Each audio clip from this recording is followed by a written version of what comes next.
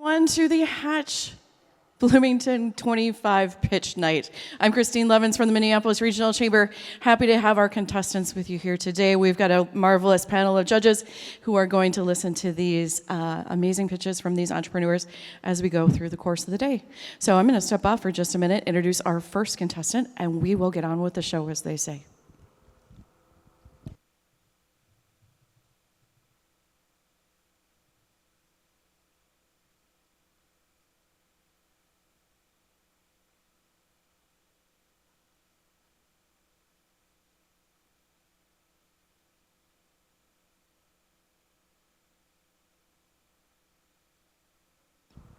Okay, judges, I'd like to introduce you to Matt Reens, Arbor Furniture Company.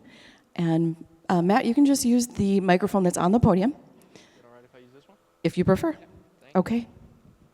Testing. Okay. Hi, everyone. My name is Matt Reens, and in the next 3 minutes, I'm going to share my vision for a new kind of furniture store, Arbor Furniture Company. Don't worry, I'm not here to sell any Swedish meatballs. I'm a mechanical engineer, and over the past few years, I've been building a custom furniture business. I've been commissioned to build pieces for residential homes around the Minneapolis area. My friends and family always share their difficulty finding furniture that they actually want. Finding something that is nice and fits their space, style, and price range is practically impossible. For homeowners that are dissatisfied with the extreme prices of furniture, Arbor Furniture Company has a new subscription model that changes everything. It curates the smoothest path to design your space. Unlike traditional retailers that want you to spend thousands on one single piece or settle for poor quality and assemble it yourself, Arbor is the most approachable way to transform your space. So what does a furniture subscription look like? We're curating two paths, the collection subscription and the custom subscription. With the collection subscription, when you're subscribed, you receive curated furniture and decor that is within a specific style, like the mid-century modern subscription. Each month, we release a new product, and you can choose to accept delivery or bank it, which saves that month's contribution toward the next big project. Or you can go with a custom subscription. This is a little more collaborative. We map out your needs, develop designs specific to your space, and then we deliver each month periodically while you have a comfortable monthly payment. I'll share more details on the subscription plans in July, but right now we need to talk about the brick and mortar presence. We plan to use the prize funding to fund the brick and mortar presence here in Bloomington. This will cover the first year's rent.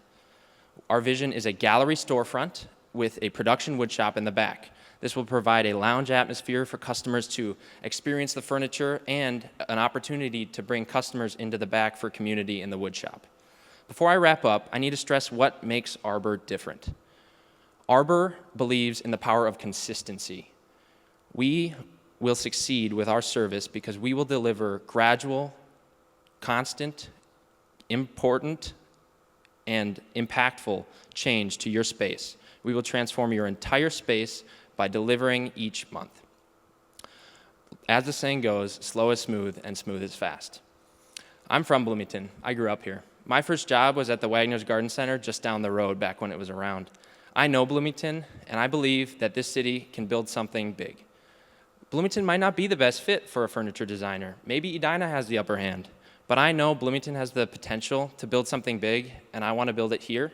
Let's bring Arbor to Bloomington. Thank you. Judges, questions?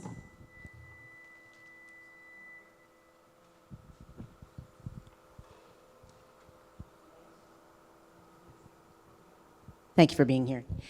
How many employees do you currently have, and what are your plans to scale? Yes, thank you. Great question. Right now, we are a solo operation. This is very much in the idea phase. I'm still working as a full-time mechanical engineer, but I'm right on the brink of busting into full-time.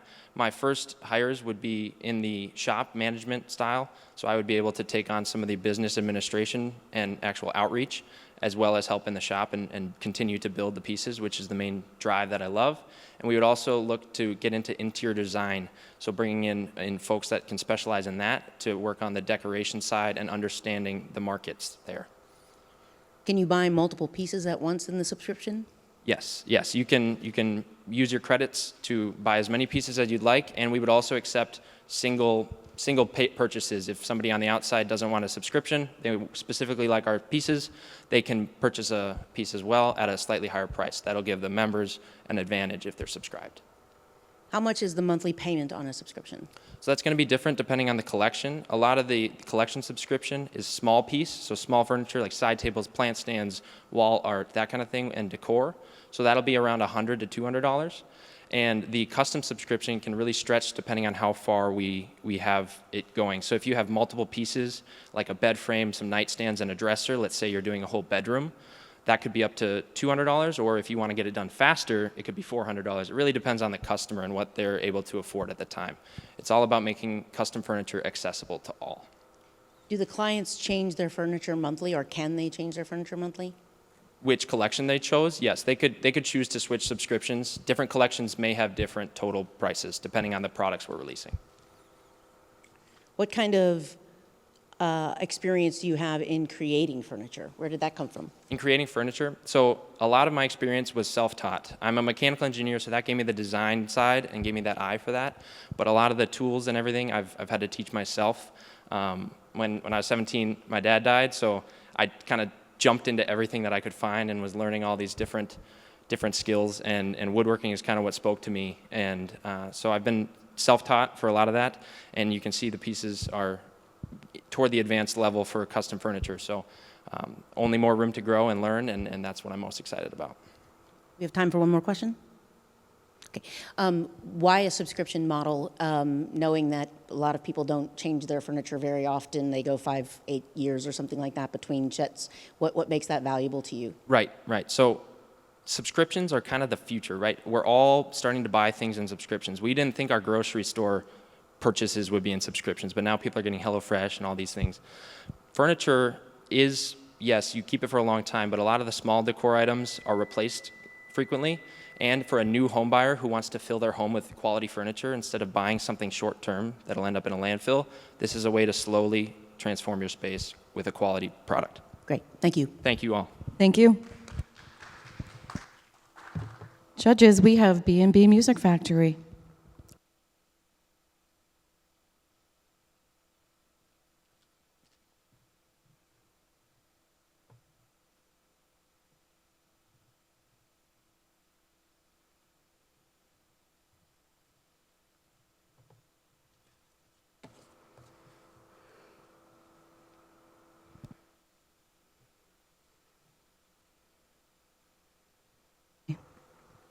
Yep, go ahead.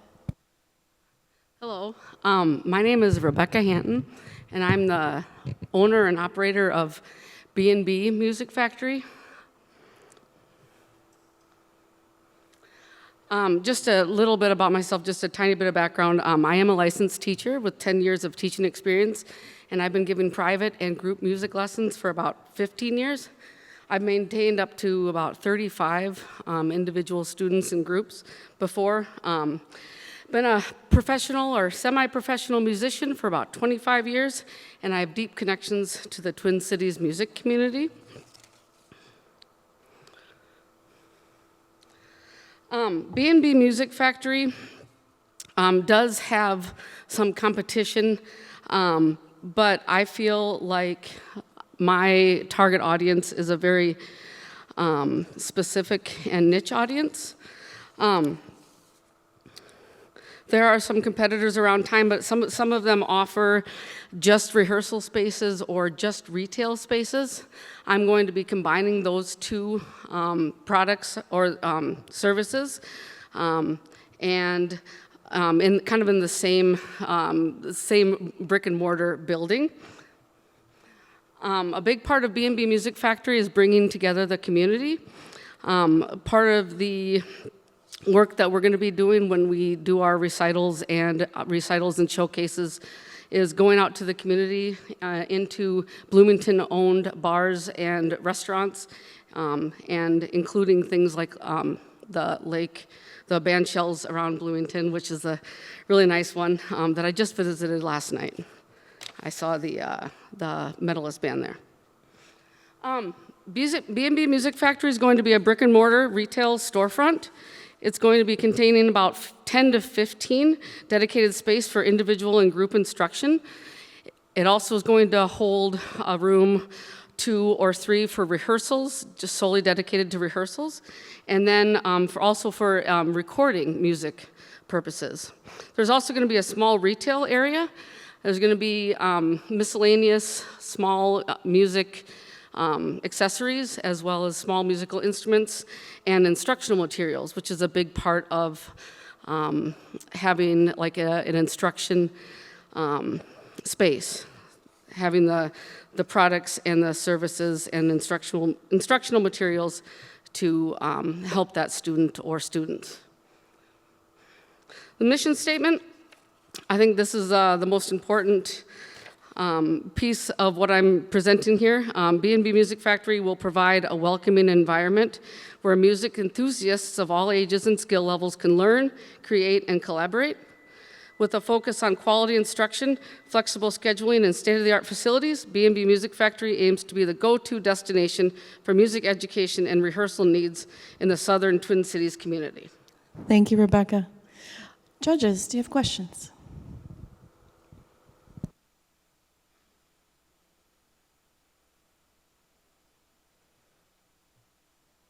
Thank you very much. Judges, our next pitch is the video. Hi, Hatch Bloomington team and judges. First and foremost, I wanted to extend my heartfelt thanks to you all for allowing me to present Betty's Wit remotely. I genuinely appreciate your flexibility and understanding, especially given my current work commitments in New York. Although I couldn't join you in person today, I'm incredibly excited to share my passion and vision for Betty's Wit with you through the video. Thank you again for this opportunity and enjoy. Good afternoon, judges. My name is Katie Renninghaus, and I'm thrilled to introduce you to Betty's Wit, a sustainable clothing brand based in Bloomington, Minnesota. Betty's Wit is not just a business, it's a movement towards a more sustainable and stylish future. We aim to blend everyday comfort and functionality with timeless New York-inspired aesthetics. Today's fashion industry is dominated by fast fashion, which prioritizes low-cost production at the expense of the environment and ethical labor practices. Consumers, especially Gen Z and millennials, are becoming increasingly aware of these issues and are seeking sustainable alternatives. However, there is a significant gap in the market for these high-quality, eco-friendly clothing. Today's fashion industry is dominated by fast fashion, which prioritizes low-cost production at the expense of the environment and ethical labor practices. Consumers, especially Gen Z and millennials, are becoming increasingly aware of these issues and are seeking high sustainable alternatives. However, there's a significant gap in the market for high-quality, eco-friendly clothing. Betty's Wit will fill this gap by offering a unique blend of contemporary and bohemian styles made from sustainable materials. Our clothing is designed to be timeless and durable, ensuring that our customers can invest in staple pieces that they'll never need to replace. We'll provide a local boutique experience with personal styling services, catering to the discerning tastes of our clientele who value both style and sustainability. Bloomington, with its blend of urban and natural elements, is an ideal market for Betty's Wit. Our target market includes women and individuals aged 18 to 60 who are looking for unique, sustainable fashion options. We will operate both a flagship store and a robust online platform. Our revenue will come from in-store sales, online sales, and personalized styling services. The flagship store will be strategically located in a high foot traffic area, ensuring maximum visibility and accessibility. Our online platform will be fully functional from day one, offering a seamless shopping experience. Our marketing strategy will leverage social media, influencer partnerships, and community events. We will showcase our designs through photo shoots with models and influencers, creating visually appealing content across platforms like Instagram and Facebook. Additionally, we plan to invest online advertising with Google and feature in local news segments to build brand awareness. Our team will start with the head designer, a supply chain specialist, and a core group of contractors and store staff. The $100,000 will go towards store rent and renovations and inventory. I will also take funds out of personal savings and a small business loan. Our projections show that with a combination of in-store and online sales, we will achieve profitability within the first 2 years of operation. All right, judges, I'd like to introduce our fourth contestant, Bloomington Greens.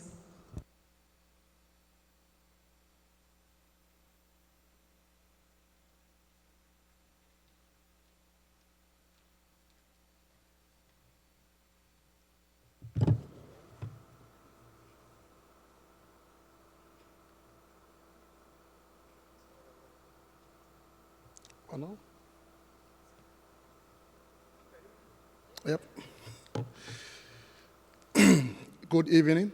My name is Prince Yekison.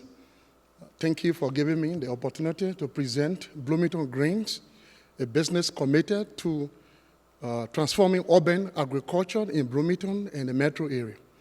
Given the 86,000 population in the city of Bloomington, the demand for locally sourced sustainable produce is rising exponentially.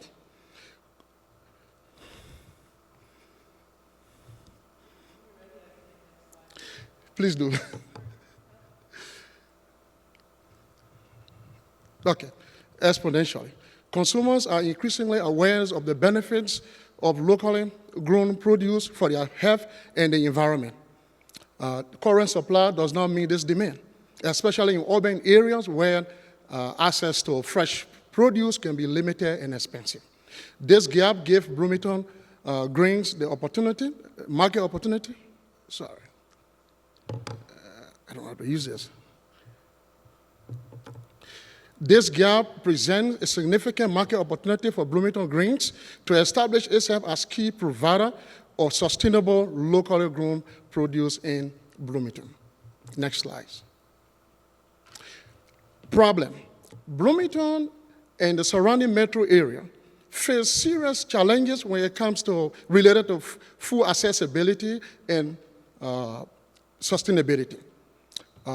Many neighborhoods are considered as food deserts with limited access to fresh and nutritious food. Next slide.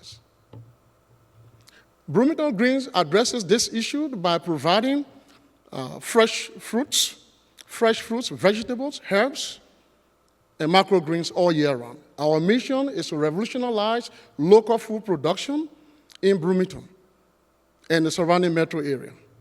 Next slide. We will engage in vertical farming, aquaponics, and rooftop gardening. We will establish our urban farm and grocery stores in the city limit. Next slide. Consumers will choose Bloomington Greens because we provide the freshest food that is environmentally friendly. Unlike our competitors, our farm-to-table approach ensures that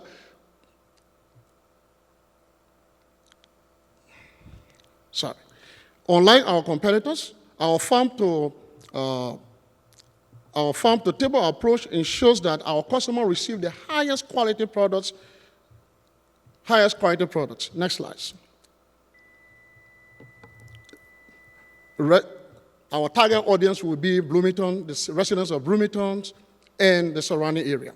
And we'll use social media to reach our target audience. Thank you.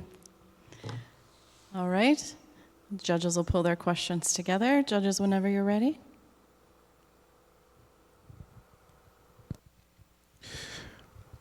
Thank you. How do you make money in the winter? In the winter, cold months, winter. Oh, vertical farming. So it's indoor urban agriculture. Where do you get your produce? We will grow our own produce. Okay. It's an indoor urban agriculture. It's there to help the city. So if there is limited in supply for fresh produce, we are there to supply the community all year round. And what's the volume? How much do you anticipate being able to produce? Huge. I mean, as much as the community will need. Okay. In terms of like the location, can you speak to Bloomington? Is there certain parts of Bloomington that are a food desert? So, help me understand why Bloomington would be the place for this. Because many of the communities, many neighborhoods in this community are considered as food deserts. So that is the reason why we brought this idea to be able to establish an urban farm to supply communities that are in need of food deserts. And we have already started working with the broker to find a land where we're going to erect this huge mega building to engage our urban farming, which will be vertical farming, uh, uh, aquaponics, and rooftop gardens. Okay. Yeah. How do you see yourself as being able to compete with larger companies? Oh, our is farm to table. So it's from the farm directly. We put it before. It's that consumers will pre-order, so we just supply them to their houses. Okay. Some will come to the grocery to buy, but most of what we do we'll go on social media, oh, we got this ready. So consumers subscribe. As soon as we harvest, we are about to distribute. So like a CSA model, essentially? Right, Okay. you could say that, yeah. And do you have a plan for produce that you don't sell?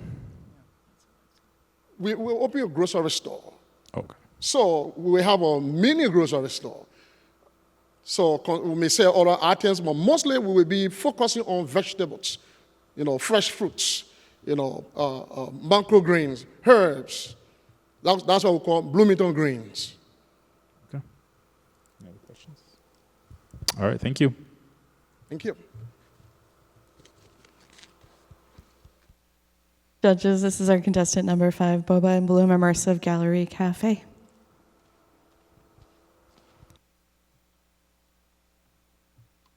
Hello.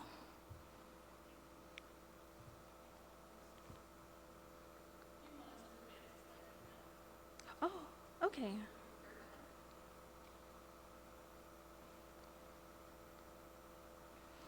Hello, everyone. My name is Amy. I'll be introducing my concept, Boba and Bloom. Boba and Bloom Immersive Gallery and Cafe will be a combination of the cafe culture of boba tea and a space to house large-scale immersive and interactive art installations. The vision for Boba and Bloom is to really create a creative, cultural community hub here in Bloomington. With the art space, I'll have opportunity to host a rotating group of local artists who can add their own flair to the art space. And with a food service component, there's also opportunity to host local chefs, local food businesses, or even farmers. The market position of boba is very strong. It's grown exponentially across the nation, and it maintains strong appeal with consumers now that bodes well into the future. One of the success factors I want to touch on is the financial resilience of a model like this, where unlike other art centers or community centers, we wouldn't be heavily reliant on competitive grant funding or external funding. We have a cafe to help with revenue. The difference we offer at Boba and Bloom is a meaningful experience. It's unique and it's different. It brings people together to connect and create. And with a strong focus on sustainability, racial equity, and gender inclusivity, we'll connect with audiences who are socially conscious and want to spend their money where their heart is. What I'm requesting today with my Hutch funding would be for the initial physical build out, the operational setup, and community engagement initiatives. So, are you ready to bloom? I'm sorry, I know I have 52 seconds left, but that was really it. I don't think anybody feels bad about that. Judges, whenever you're ready with questions.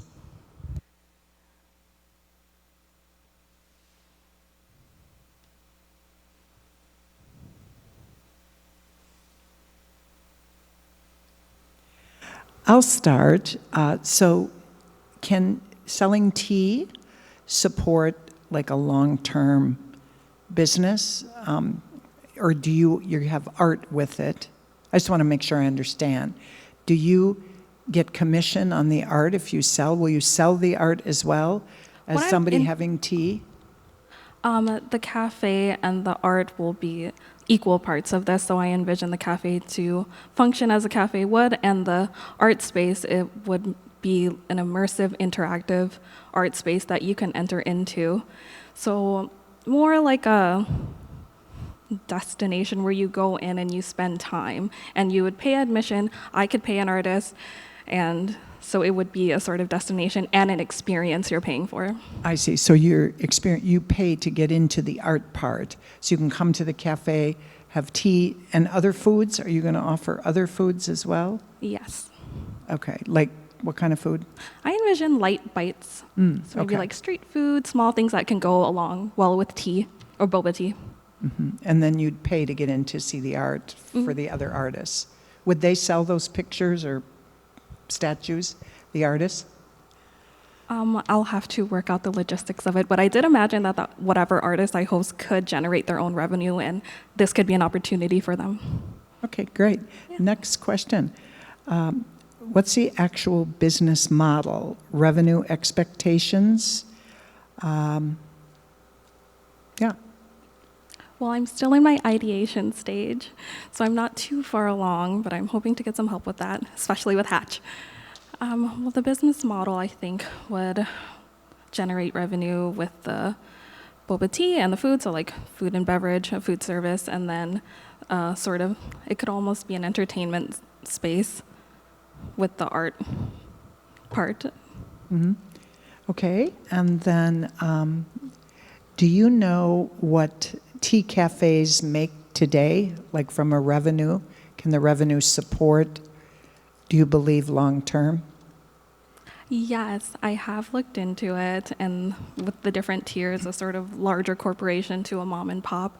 And I do believe that the profit margins, especially with beverages, are sustainable Right, okay. and profitable to sustain long term. Okay, and then here's another question. What is your culinary experience? My culinary experience is limited. I'm an enthusiastic home cook, but I was hoping for the culinary side that I'd be able to host local chefs and also learn as I go. Okay, and then do you have artist connections? Can I answer? Oh, yes, I'm a local artist myself. I participate in art fairs, farmers markets every year, and I have worked with a variety of local organizations that are art focused. Much. Thank you. Thank you.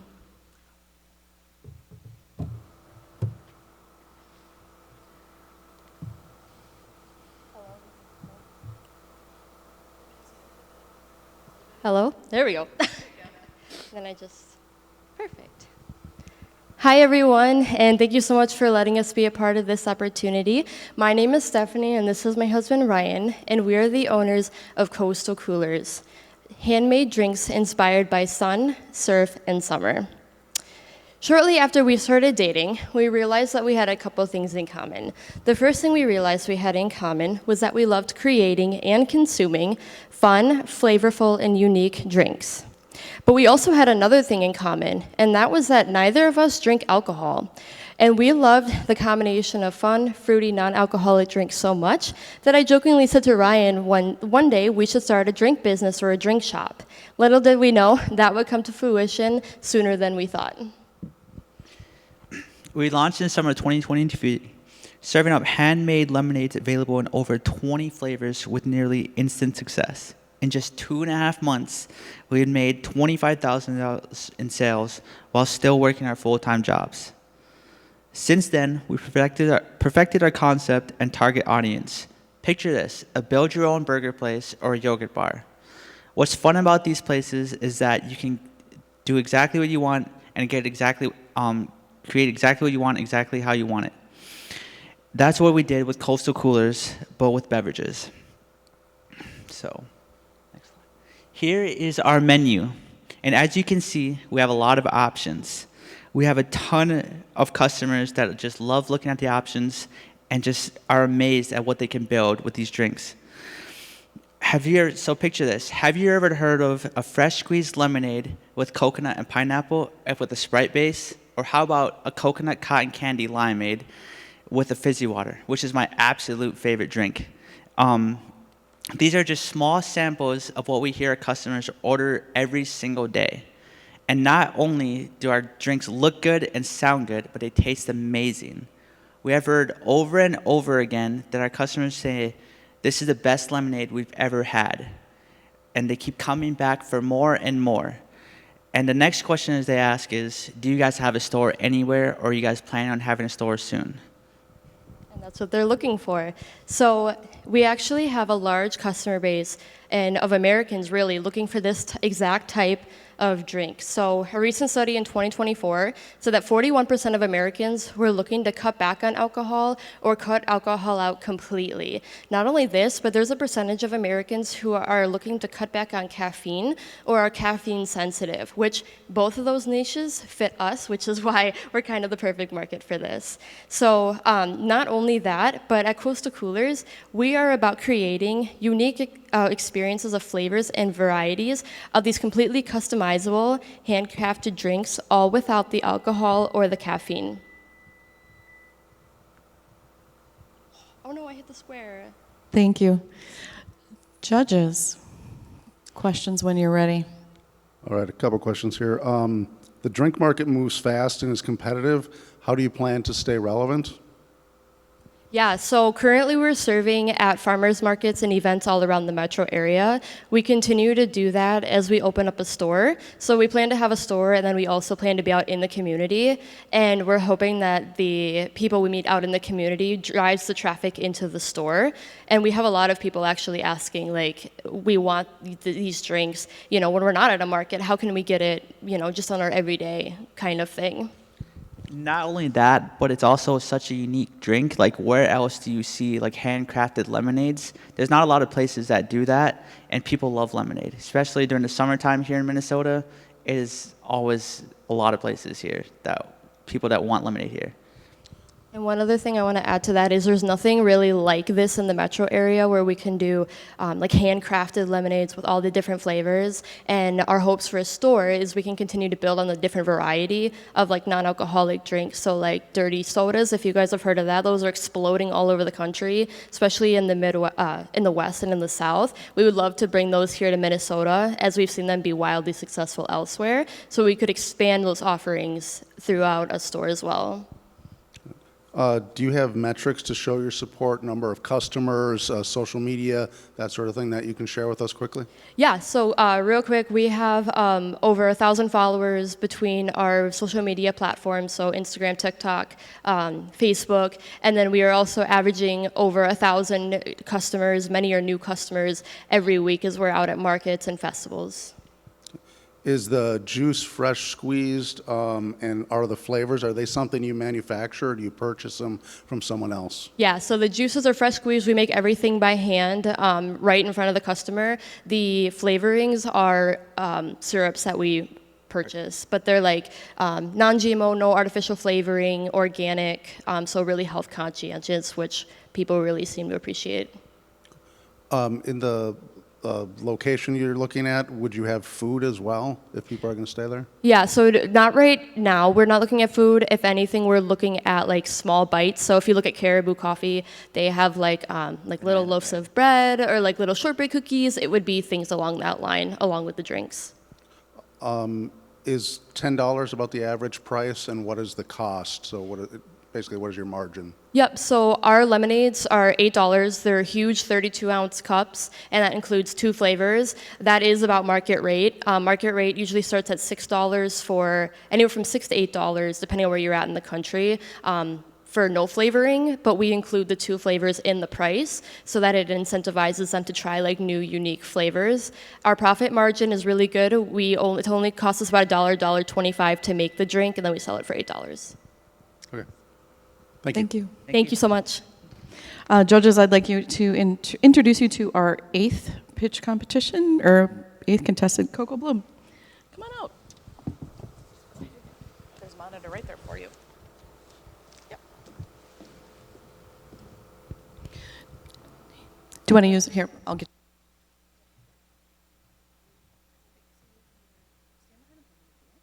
Or you can stand right here. If you do, you can just use this. And he'll advance the slides for you, if you'd like. Yeah, okay. Whenever you're ready. Hi, Bloomington. My name is Leah Baumann, and I'm here today to share with you about my company, Coco Bloom. So 4.5 years ago, I was a victim of domestic violence. I was losing my hair, and my skin was like totally freaking out and having reactions due to all the trauma that I went through. I had a background in esthetician, so I knew how to heal my skin chemically, but I didn't know how to do it any other way. I quickly turned to my kitchen, looking for different soothing natural remedies to really help me soothe my skin. Shortly after that, I put myself into school. I became a certified natural formulator, and then my company, Coco Bloom, was born. Coco Bloom, next slide. Coco Bloom is a line of 9 products. It is inclusive, it is luxury, affordable luxury, and all natural. So we source all of our ingredients from the natural places that they originated from.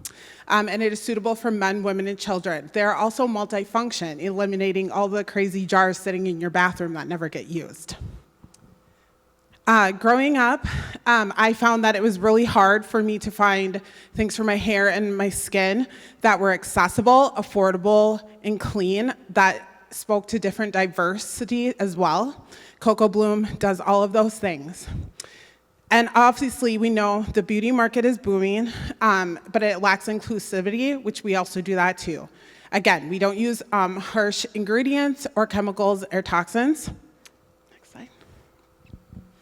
Coco Bloom believes that it can bring a really awesome opportunity to Bloomington, and one of those ways is through affordability and our pricing. So we make sure with our pricing that everybody has access and can get clean beauty products for them affordably. Number 2, accessibility.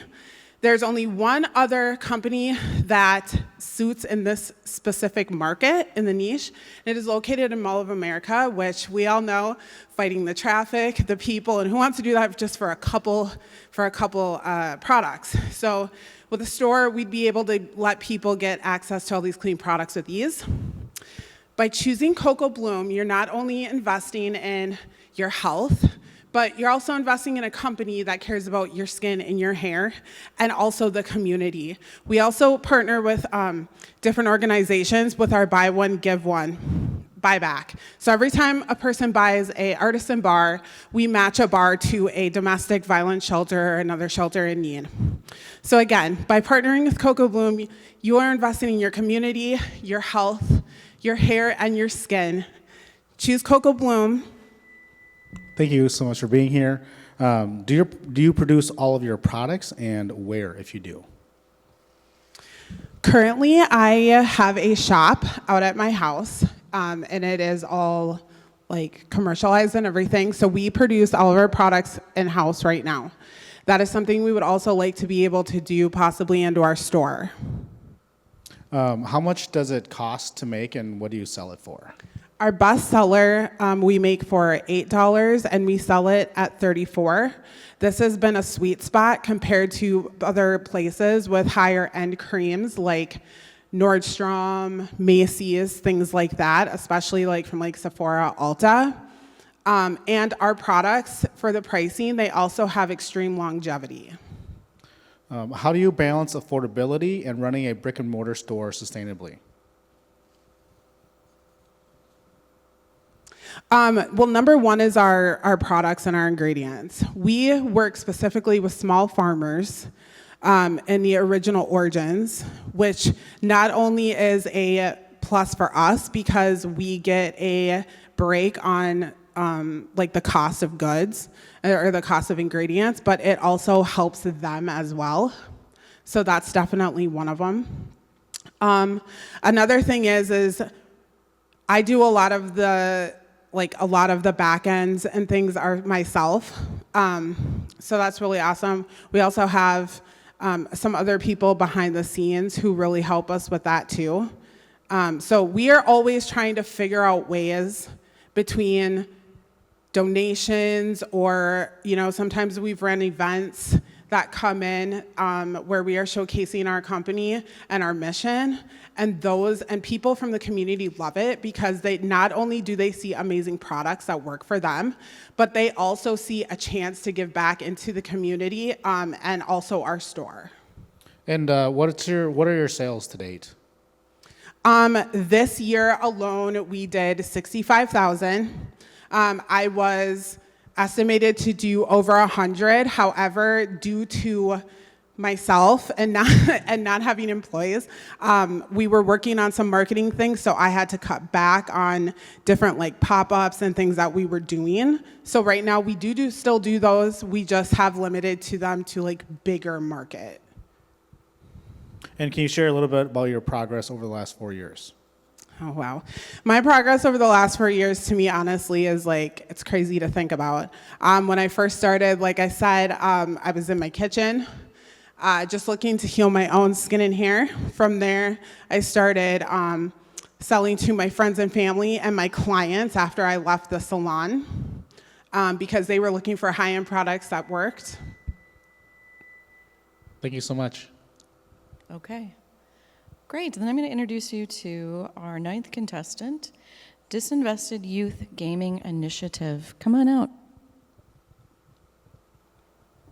Go ahead. The mic is on the podium for you to pick up.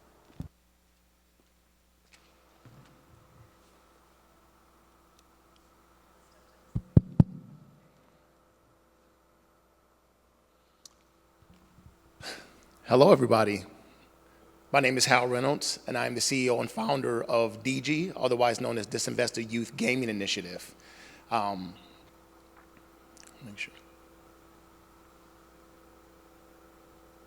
Oops. Okay. Yeah, can you go to the next slide? I apologize.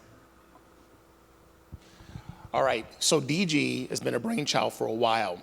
2 months in, a little bit of history about me. I've run retail stores for over 20 years for organizations from Best Buy to Apple to Circuit City. But through that time, helping young people was a passion of mine. DG is designed to bring that to life. Similar to PC banks that are in South Korea, these communities that bring in gamers generated $1.9 trillion in 2022. And the great news is there's no competition here in America because it doesn't exist. What they create is a gaming cafe for all communities, starting with our youth. During our day, our youth will have this space to learn how to become esports professionals, to have just flat out access for an affordable price through a subscription-based system. And they'll also get access to other things. There'll be food inside of this place so that when we do events at night for grown-ups, we can have LAN parties and tournaments. The goal of this concept is also to bring learning at the same time, to be able to bring in Microsoft and other organizations that want to teach tech skills to this community. Similar to what you would see inside of a gym, you get a membership, but you also have classes like Pilates and yoga. But you also have a cafe where you can eat healthy. We'll have a similar concept, but it'll be all centered around gaming. And what better place to bring it to than Bloomington, right next to Mall of America. Again, like I shared, in South Korea, PC Bang brings in $1.9 trillion. Young people are looking at this space as a new hangout, the new arcade, if you will, except but learning options will be there. If you're a young person with your subscription, you'll get learning for free. We want to really encourage our young people to be connected. Minnesota currently is last in computer science in the nation at 8% enrollment and 28% availability. And Minnesota signed legislation in 2023 to solve this. I believe DG and our cafe will actually help accelerate learning in a space that gamers are welcome, as well as our adults who want to engage in gaming and have community. The gaming community is massive, especially when it comes to Pokemon. We have the biggest Pokemon community in America, and they all come to Mall of America to do their events. This will give gamers a space to connect through different resources through our app to stay connected. Thank you. Thank you very much for being here. Appreciate you. First question, what's your revenue model? Membership, classes, how does it work? Yes, for most people, meaning the community, it'll be membership. If you don't have a membership, you can pay for an hourly rate when you come in. But if there's an event, then even if you have a subscription, you would still pay to get into an event at a reduced cost. Same thing when it comes to food.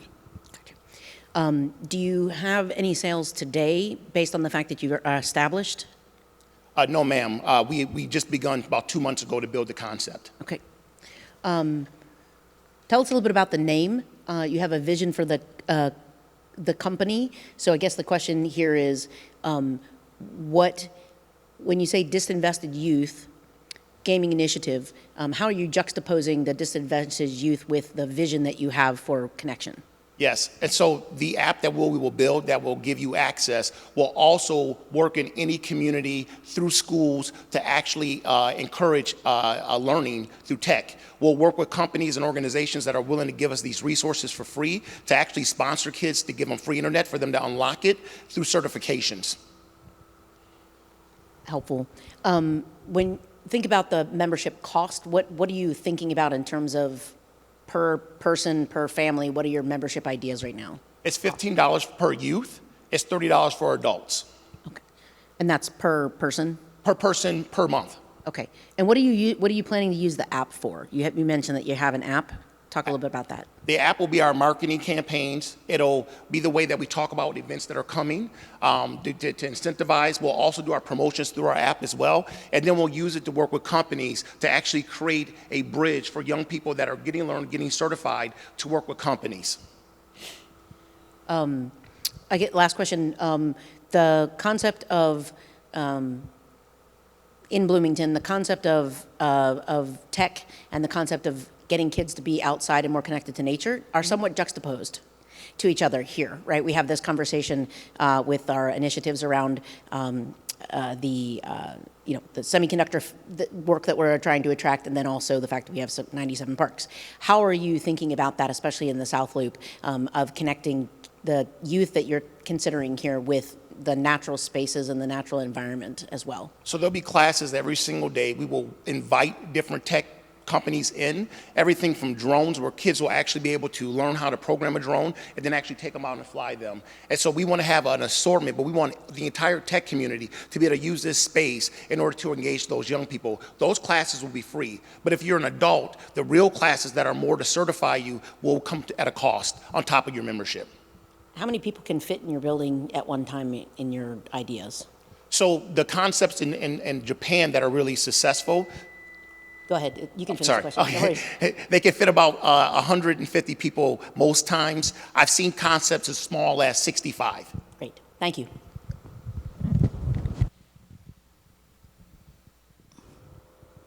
Okay.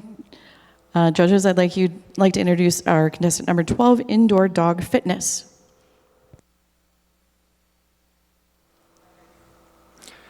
Okay, hi everybody, I'm Grant, and this is my business idea, Indoor Dog Fitness. This is a former family dog. His name was Toby. This would be his common reaction when we would ask him to take a walk or a run in the wintertime. I imagine there's other dogs out there that had the same reaction as Toby. In the wintertime, we noticed it wasn't the most pleasant experience when we would try to take our dogs outside for a walk or a run. Even when we would go to dog parks, for example, we noticed that it could be iced over, making for slippery conditions. And when we would take our dogs to the vet, they would often recommend us just to find ways to keep our dog active in the winter, which we found rather difficult in Minnesota. So it got me thinking, how can dogs exercise safely and enjoyably during long Minnesota winters? My proposed solution to this problem is indoor dog fitness, which would create an option for dogs and their humans to walk or run together inside. It seems like everywhere I look these days, there's a health club for humans, and my ultimate goal, long-term goal for this business would be to create a comprehensive health club for dogs and their humans to enjoy together. I think there's a lot of offerings you could put under this business idea. I would strive to make it as safe as possible, so perhaps requiring vaccinations and or rabies shots. I also think this business idea could be used throughout the year, not just during the winter, but also during other times of inclement weather, like hot summer days, when there's rain or storms or a lot of bugs outside. So it could be used throughout the year. In terms of the physical space, I'm envisioning something like the space of a hockey rink, which is 17,000 square feet. On the outside of that, you could have a track-like space where you could walk or run with your dog. And then on the inside of that, there could be a separate space for the dogs just to exercise on their own, in case the owner didn't want to exercise that day. Next. The pet industry is showing a lot of opportunity. In 2021, the global pet industry was valued at $261 billion. It's projected to increase to $350 billion by 2027. So here's some rough financial estimates. I'm estimating about $650,000 a year in sales to break even. I would sell memberships as well as one-day passes. If I won this contest, I'd use the prize money as a down payment on an SBA loan. I've also done some research on possible causes for business failures to avoid. So to summarize, I think this is a trailblazing concept that has a lot of potential. I think it even could be franchised out in the future. I think it has a tremendously high ceiling. I have learned about business from a number of avenues in the past, from Northwestern, from Enterprise Rent-A-Car, and my dad, who managed Burger King restaurants, and I'm currently a marketing director at a golf club. Thank you for considering me. Have you done market research to determine demand and needs? Great question. So I have learned that over 1/3 of households in Minnesota own a dog. So I think from that, and from my personal experience, having lived with 3 dogs throughout my life and going through the struggles of the Minnesota winters, I've noticed that I think there is a need for this, and it's an area of opportunity that I think is relatively untapped. So I just see a big business opportunity there. Thank you.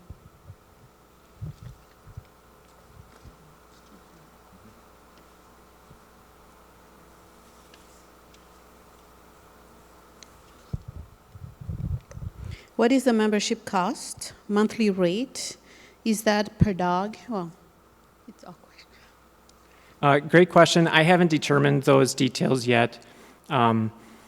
This concept is mainly in the idea phase, but great question. That's something I would determine at a later date. It's pretty much okay. What is the model membership per use or others? I guess, that's the same question.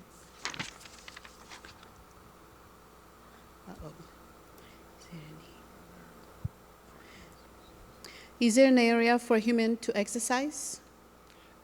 The way I have it envisioned now is that if humans wanted to walk or run there, it would be with their dog. So at this time, there's not a dedicated area for humans. Perhaps that is something that I would consider in the future, but right now it would purely be an area for dogs and their humans to walk or run together, and then a separate area for the dogs to exercise on their own together. What is the staffing? How do you control safety? Did you say staffing? Staffing, yes. My goal would be to make it as safe as possible, as I mentioned, with perhaps requiring vaccinations and rabies shots. In terms of safe, with the staffing, I would also want to make it as safe as an environment as possible. I think that I would try to have a very rigorous training program to make sure that they're qualified for the job, to keep both the guests that are people and dogs as safe as possible, and the staff. And I would do everything that I could to make sure it was as safe as an environment as possible. Thank you. One more. How will you gauge your customers? I'm sorry, how do I engage in customers? So right now I'm the marketing director at Burl Oaks Golf Club, and I've learned a lot about marketing there. I would use a multi-marketing channel approach to get them interested and also then keep them engaged. So not only to grow membership, but also to retain them. I think events would be a great way to do that, and there's a lot of other ways that I would like to do that. Yeah, thank you.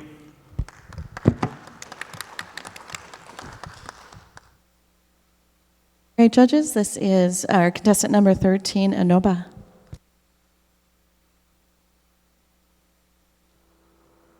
Hello, my name is Raza Namiao. My name is Maluba Saleh. 3 months ago, I met Soleil at a Cloudburst SBC pitch event. The serendipitous experience brought up the idea of Inoba, a project that we believe will increase Minneapolis's commercial corridor. Let's do it.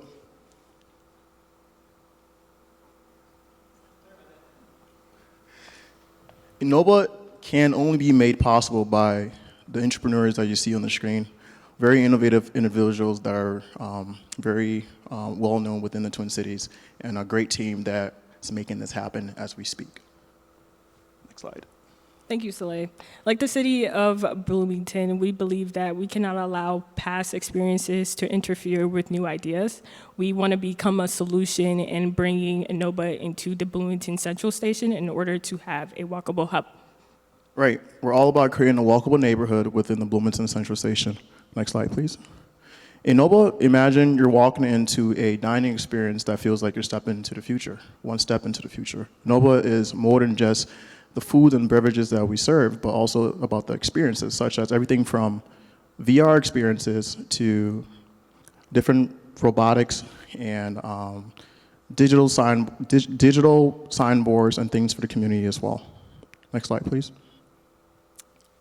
Meet Kenny, Soleil's 3-year-old Australian Shepherd. He is the inspiration behind our culturally competent dog-friendly zones. At Inoba, there's an experience for everyone. Next slide, please. Like Kenny, in our culturally inclusive zones, we want to introduce you to Adam. Adam is our head robot barista, or bot-rista, from Reach Tech Robotics. Adam makes everything from boba tea to coffee and also alcoholic beverages. Adam can interact with guests, talks, dances, and Adam is already seen in cities and states like California and Las Vegas.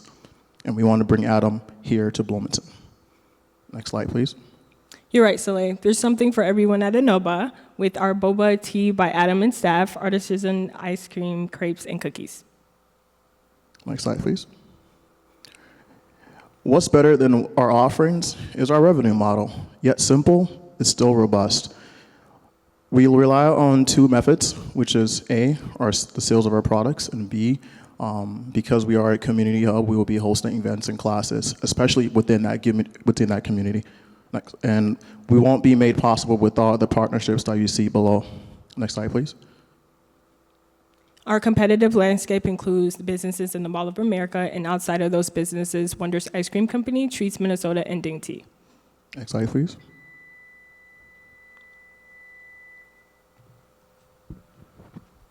All right. Judges, should we just give them a chance to do this slide since they had the technology issue at the beginning? I think so too. Please go ahead. Thank you. Inoba is situated like our competitors. We take our competitors as a sign of validation for the market. Inoba is positioned and poised to do great in a booming and blooming market. We are situated to do great within the next 5 years, as we can see on our projections, as each subcategory of our products and services that we offer individually have booming market growth trends. Next slide, please. Next slide, please. Next slide, please. Thank you for listening. And the last thing we want to leave you with, Inoba is a new concept to the state of Minnesota, a new attraction to the state of Minnesota. But with this, we urge you to take the challenge and the opportunity with us. Thank you. Thank you. You guys ready? Let's do it. I'm just going to rocket through some of these.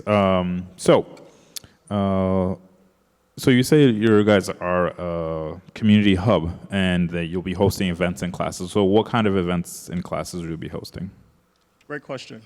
Because we plan on launching Inoba within that Bloomington service train station area, which we've had conversations with Miguel that works very closely with the city of Bloomington in developing that area. We see a vision where a lot of people are going to be walking straight from their apartments and also attractions from the Mall of America into Inoba. And we want to take advantage of that opportunity to create events like cooking classes that kind of show people how to make boba or how to make some of the treats and things that we offer, and also how to interact with the plethora of technologies and innovations that will be showcased. Great. And sorry, I wanted to also mention that we'll have digital community spotlights. So when you walk into Inoba, it's like, you know, the stock market, but it will have different organizations in the community and just give a little bio about them so other people in the community that come into Inoba can also experience other things in Bloomington as well. Great. How do you generate continued interest after the initial curiosity in Adam? Correct. That's a great question. Inoba is more than Atom. Inoba is an ecosystem of different, alongside with human companions as well. Inoba is an ecosystem of different robust technologies. As you see in some of our slides, we didn't really get into it, but we have other technologies such as the RoboDog, VR stations, and also we put the quality of our foods and beverages first, so people continue to come there for that. Great question, though. Great. Help us understand how those companies that are partners are related or involved. Another great question. So starting first, we got dimensional playgrounds. I work closely with the founder of that company as well as part of Beta MN. It's an innovative experience that's virtual that people can use on their phones as they walk through the shop. And we've already made plans to launch with Inoba with that platform. I mentioned Miguel. Miguel is the development company. We've been in conversations of Miguel allowing us to use that space that's in the BCS station with special amenities and some things that will help us launch faster and give us a greater runway. Another one is WUGS. WUGS is a multicultural micro-market company that I own and that works with a lot of the Fortune 500 companies in Minnesota, like Boston Scientific and some other Fortune 500 companies as well. Okay. I know we just rang. Let me ask one more question. Will the robot, will there be staff working alongside of it, or is it working self-sufficiently? Yes, Adam will be working in harmony with staff. We do not want to take jobs from humans, but yeah, Adam will also be at events, so we can take Adams to places, and we also plan, if or when applicable, to have after hours for individuals who want to have like birthday parties and want to maybe have alcohol if applicable. But yeah. Okay. Perfect. And to add on. Adam makes the boba, but there will also be humans making the boba. We also have a wider menu that our human staff would be there for, definitely. Perfect. Thank you. Thank you. Okay. I'd like to introduce you to Great Friends Delicious Food.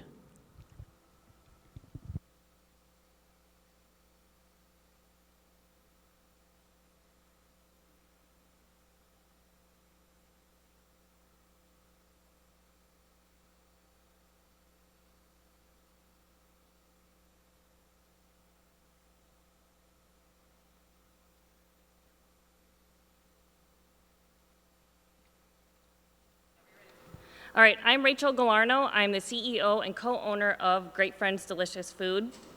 And I am 38 years old. I've been in the restaurant industry for over 20 years, 8 of which I was an assistant general manager of a local pizza joint. And I thought it was time to start my own business. I'm Ria Galarno, and I am 39 years old. I have extensive experience in both clerical work and managerial experience. You're going to have to forgive us because this is the first birthday that our dad has ever celebrated whilst being in heaven. And also this morning, one of our friends also passed away, so we've kind of had a sad time in the Galarno house this morning. Imagine missing out on big events because there's nothing for you to eat. Imagine restaurant staff mocking you for food allergies. Imagine wishing you could work in a restaurant with food you can eat. Imagine driving down Highway 100 South and seeing the eyesore that used to be Chili's. Well, we believe everyone deserves a seat at the table. Introducing Great Friends Delicious Food, GFDF, also standing for gluten-free and dairy-free food. So according to the Transwestern Lease info on their website, they're the ones that are holding the old Chili's from Highway 100 South that we've been looking at for years. This fantastic opportunity is located adjacent to the Pentagon Village mixed-use project that features retail, 2 hotels, residential, and 2 Class A office towers. There are 11 hotels and 7.3 million square feet of office within a mile. Former Days Inn property is for sale adjacent to the former Chili's. So there's definitely a demand over there for restaurants. People need to eat. The lease is $365,000 per year. When I worked at a similar sized restaurant in Richfield. We made 12K to 17K a day, and this was 5 years ago, so they're maybe making more now. So that would make the lease in 1 month easily. And the median household income in Bloomington and Edina is 78K to 115K. So people definitely do have extra spending money to go out to restaurants. We really believe this would be a waste to leave this empty. We've been driving by it for years. It's an eyesore, and we see people on social media begging for gluten-free and dairy-free food. And we have to eat that way too, so it would be impossible for us to make a restaurant that wasn't gluten-free and dairy-free. And we have so many plans to redesign it. It would just be beautiful, and it would be a hub where everyone could go. So this is our vision board. Great friends, delicious food, coming soon, and let's make it a reality. Couple of questions for you. So when you say similar restaurants, or do you mean gluten-free exclusively, or other restaurants in the area? Is this just a unique, are there any other ones? Define that a little bit more for us. The other restaurant is a pizza joint, and they do focus on gluten-free and dairy-free vegan foods, but that's not exclusive to it. It's not like J. Selby's in St. Paul. So you would be a full menu, all gluten-free? Yes, but people can't even tell. We eat that way every day. Speaking of people, what is the market for gluten-free, a restaurant like this? Did you do any demographics on that? Really, honestly, it's anybody who wants to eat and wants to include potential family members that have dietary restrictions, and most families do. I can't tell you how many times I go to a restaurant and they say things like, oh, well, it must be so hard to eat that way. Or, oh, well, that's too bad. Or, oh, I'm sorry that this is a problem. And that kind of behavior really needs to stop. So that's a good segue to the next question. How do you have a menu? Is it a full menu? That kind of asked that before. And how do you plan to stay relevant? So we do have a full menu. It's on our website. We would be happy to send it to you if you want to look at it. It's recipes that we've been working on for quite some time. They're amazing. I think they're amazing because we eat them. And we want to stay relevant by making this a hub where the community can go to be healthy and have fun and stay out of trouble. You know, we could do bike events. We can do events out in the parking lot. The parking lot is huge. I believe it's a 52 space parking lot, if I remember correctly. Yeah. Will you serve alcohol as well? Yes.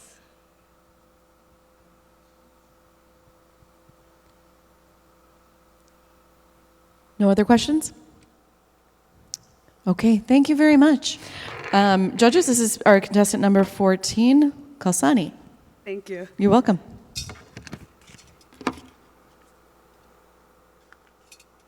Growing up, I was always told that sports wasn't for girls, but just like every other teenager, I ignored what everyone said and tried out for basketball.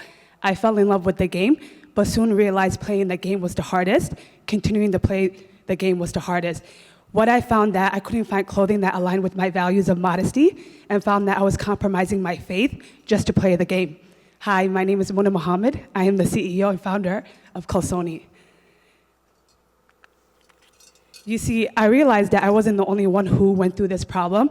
When I was studying at the University of Minnesota, we did a major research at the Tucker Center and found that 96.1% of Black Muslim girls were inactive. The reason why was clothing was the #1 barrier, followed by the lack of female-only gyms. Traditional activewear are skin-tight leggings, crop tops, and this is not what many women who are looking for a modest fit want. So I made it a mission of myself to ensure that those who look like me are not being left out by the hinder of clothing when they are being physically active and playing sports. So I wanted to create activewear that aligned with our values of modesty, but most importantly encourages them to be physically active and confident in who they are. So along with our community members, I did a co-design project where I worked with local women, Muslim women and girls of all ages to co-design activewear. We did a versatile activewear tops as you see represented here, and various sports hijabs that are innovative. And we provide products for young girls to as old as anyone wants to. So my next growth stage is I was successfully able to create a collection of clothes, but what I want to do next in order to grow is to create an all-women's health club. A lot of my customers came in and said, hey, Nunaa, we have our activewear, but we want to be able to move in a space where it's all female. I want to be able to create a women's club where I not only sell the products, but also have a workout area and locally sourced juice. I'm really adamant about community, so I want to be able to support other local brands that have health and nutrition wellness products. So if you're wondering about the market opportunity, the global market for modesty is $375 billion, and also the US club fitness at $31.2 billion. Since starting my business, I've sold over 3,500 units, distributed over 2,500 sports hijabs with Girls on the Run, and most important, seen an impact in overall confidence and physical activity levels among our customers. Many of my competitors are online, and I am the first to make it happen in Minnesota and also partner up with REI.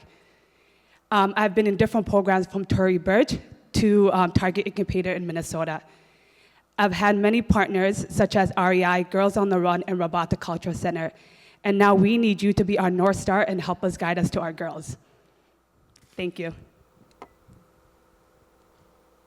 All right, thank you. Got a few questions for you. Where are your products made? They're made overseas in Asia. Okay, thank you. And what is your primary revenue driver, or what will it be? Is it the clothing or the fitness?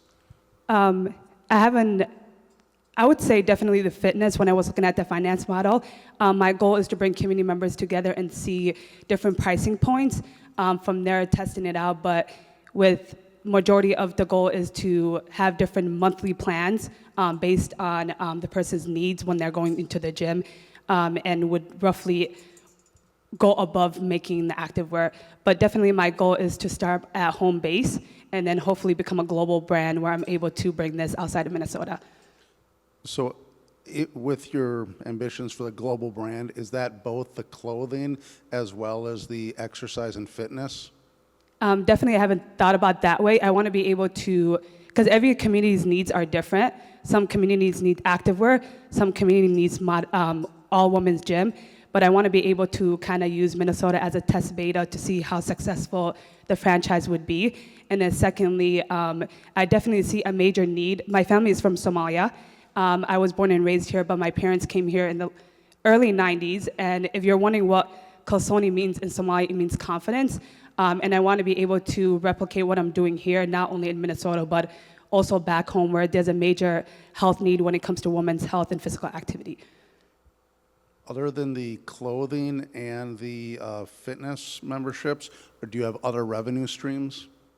The second revenue stream is I also I'm wearing it's part of the clothes, but I'm also work with nonprofits and schools, and I create sports uniforms for local teams. And I've done it across not only Minnesota, but nationally in the US. And you noted how many units you had sold. Approximately what is the volume, sales volume? Today I've sold around 3,500 units and have made over 175,000. Okay, great. Any other questions? Thank you. Thank you. Judges, this is our pitch contestant number 15, Lakeside Sandwiches and Market. We're going to make sure this mic works cool.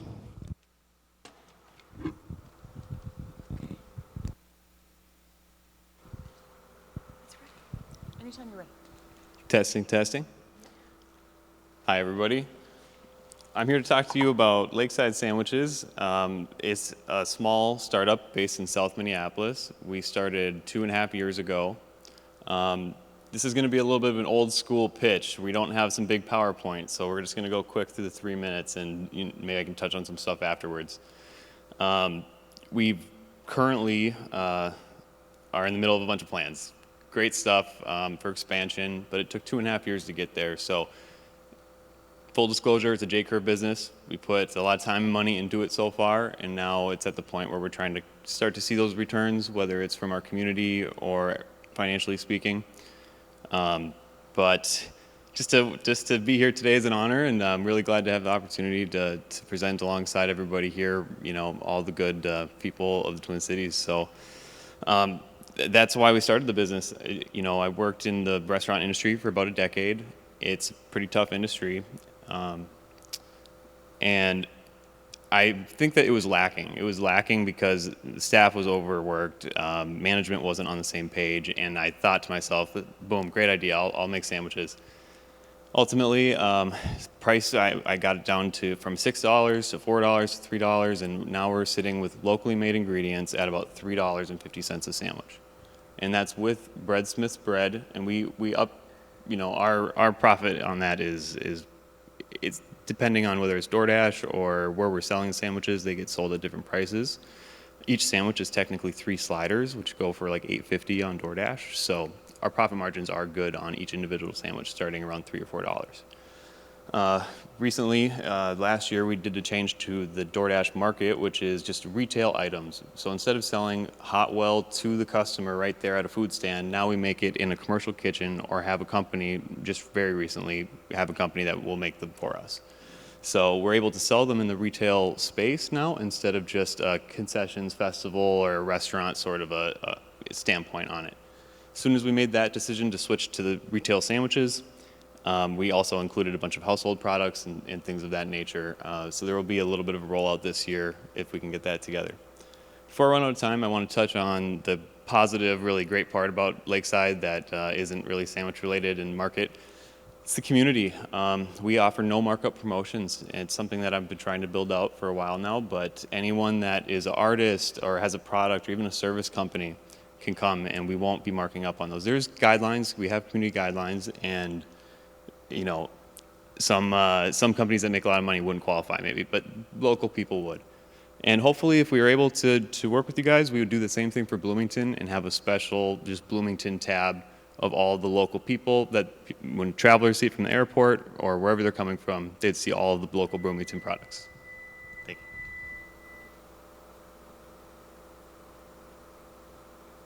All right, thank you so much for being here. First question, do you currently have a storefront or sell exclusively online? And why does getting a space make sense?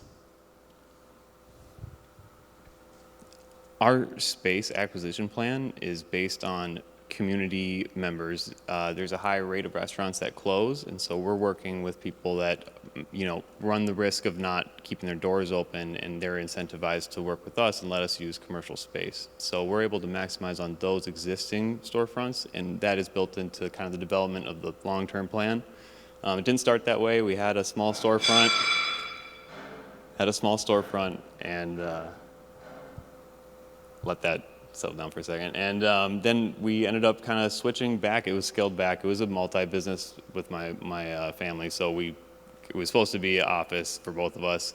Ultimately, overhead was too high. I spent 2.5 years, and I realized the same thing, so I went a different approach, and I said, look at all these restaurants closing, and who's out here that doesn't want that for their business? And I saw a huge amount of people that cared and were passionate, and they still closed. And so when I went back to the drawing board and really thought about it, it was targeting people that are good people that want to maximize their space, and they might not be able to, you know, that extra $500 a weekend working with us ends up being money in their pocket to keep the doors open. So lots of places are incentivized to hopefully host us, and also there for DoorDash as well. And then to confirm, these are packaged sandwiches, or is this delivery like Jimmy John's? That would be another one where we kind of did go back to the drawing board. I mean, I'm not making sandwiches the first guy to ever make them, but I noticed in the food industry that fast service is a really hard thing to meet. Fast food is one where they have great ticket times, but other places don't have that same number. When I looked at the sandwiches, ticket times, quality, and how we were serving it to the guest, those were my main focus points where I started, right? So got good ingredients, all that stuff. I decided to put condiments on the side in a recyclable pouch in separating condiments as well. So you get the sandwich, which comes wrapped, and then on top of that is a recyclable pouch with the tomato and another one with a lettuce and that sort of stuff. So it's almost a build your own. We also have some that are pre-made with everything, but it's for allergen related purposes. They do have nutrition labels, and we kind of keep them down to just a 5 sandwich menu. And then can you tell us a little bit more about what's in your sandwiches? I know you mentioned Breadsmith, but what Where else are you sourcing your ingredients from? Sure. There's like 3 local farms. The current answer is we're getting it worked out. We actually just found a local provider that'll make the sandwiches. We don't have the contract signed with them yet, but they did price us out at, we were sitting about $4, $4.50 with how it was before, just making them at our commercial kitchen. They quoted us $3.50, but yeah, the sandwiches themselves, I don't want to undersell them. They're based on the Midwestern menu. So we have cold weather Cubano. Some of these are ones from my own love of the Midwest, but then we also have the Minneapolis meatball, has kind of like a Swedish meatball orient to it. We have the Thanksgiving turkey, so think Thanksgiving turkey dinner, but on a bun. Those sorts of flavor profiles that I kind of see in some of the Midwest dinners and stuff that we have that I just wanted to incorporate in sandwiches. Some didn't work. So I went back to, I will say that we do have those sandwiches on the menu, but the focus recently, the past 6 months, has become to switch to sub-style sandwiches, but with better ingredients. So get rid of any of the stuff that we didn't like and reduce the menu. We reduced it from 6 to 5, and we added 2 subs with a primary focus on the subs. So if we do promotional events this year, next year, or even in brick and mortar, wherever it might be, we can have those be a main driver of sales with the least amount of work. And if we have to have a little bit higher cost on a particular sandwich, then we can eat that cost with having a lower one for our subs, and that being the primary driver. Thank you. This is pitch contestant number 16, Nunaa African Restaurant and Cuisine.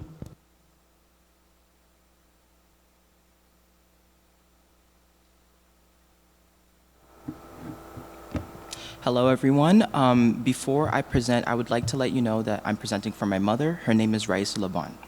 I'll be speaking from her perspective, so you'll be hearing I's and we's. Thank you. All right. Yep, you can start from the beginning. Okay. Good afternoon, everyone. My name is Raisa Laban. I see that people from cultures all around the world are prospering in Bloomington. However, there isn't much West African representation. Opening a West African restaurant would provide more than just food. It would provide a new home for others to meet and connect. It would also provide exposure to a new culture. If I were to win the Hatch Bloomington competition, I would use that money to establish my West African-inspired restaurant called Nunaa, West African Cuisine, in the city of Bloomington. Before immigrating to America, I already had a big passion for cooking thanks to the work I did with my grandmother in her restaurant back in Togo. I learned so many useful tips and tricks from her and have adapted them into my cooking. My passion for cooking comes from her support and the hard work I put into our restaurant for so long. Whenever I'm invited and asked to bring dishes to a party, my trays are often the first ones to empty, with people often asking me for more. Sometimes people have asked me when I'm going to open a new restaurant so I can take my food to new heights. I've seen how this city has a rich variety of cultural experiences with restaurants featuring Mexican, Chinese, Korean, and Indian cuisine, to name a few popular examples. I want to add West Africa to that list. If Nunaa were to be established, this authentic West African restaurant would further improve the Bloomington community's cultural diversity and exposure as a whole by adding another culture to the different restaurants we already have. In the restaurant, we would serve foods such as jollof rice, wache, egusi soup, and fried plantains. Those are just a few couple popular examples. It would serve not only as a restaurant where African Americans can go and eat food that reminds them of home, but it would also serve as a meeting place for many Africans and non-Africans alike to meet each other, create, and strengthen community bonds. This also gives a space for cultural enrichment where people from around the world can try African dishes for the first time, letting them get used to different cultural tastes. Thank you for considering our vision for Nunaa. We believe that it will enrich the cultural diversity of Bloomington and inspire others to try something new and to chase their dreams. Thank you. There we go. Thank you for being here. Can you talk a little bit about the menu size and the retail space, like the size of the space that you're looking for? You're asking about both like culinary and then also the actual space, like physical space of the restaurant, correct? Yeah, specifically the physical space. I wanted to understand how big your menu would be. So are you planning to do a variety of appetizers, like are you doing lunch and dinner, those kinds of things? And then in terms of the size of the space you're looking for, what square footage are you looking to inhabit? You mentioned it's a mostly at maybe a takeout space, but you also mentioned events and other like get-togethers. So how big would that look? So because the concept of the restaurant is in its beginning stages, we haven't fully fleshed out the sizing that we need for the restaurant specifically, but we have reached an understanding where we're going to do basically, as you mentioned earlier, like things like appetizers and entrees and things like that. We would also be willing to offer like bigger like party size packaging as well too, because my mother has previously demonstrated she's capable of doing something like that. It would be something she's looking to put into the restaurant menu to allow people to take out foods of different sizes for different needs. Great. How big is the West African community here in the South Metro? We know it's bigger in the West Metro, but specifically, why is Bloomington attractive to you? Et puis, il n'y a pas africain, restaurant, tout ça là. C'est à cause de ça. Quand je fais à manger pour amener à la fête, ils disent il faut faire un restaurant en plus parce que ta nourriture est bonne, quoi. Okay, my mother said that since she's been living here, basically since I was born, a really long time, almost 2 decades now, the tight-knit like community of West Africans in Bloomington, they have all like rallied around her in a way because her food just like reminds them of home. And because so many of them have inspired her to chase her dreams and open a restaurant, she's been inspired by them. And just the fact that there's such a small group of people, we want to bring more of them into Bloomington as well too, so we can expand, because we've seen how other cultures in Bloomington were able to thrive. You mentioned that in addition to having the West Africans come to your restaurant, you have other market intentions. How do you propose marketing or attracting non-West Africans to your restaurant?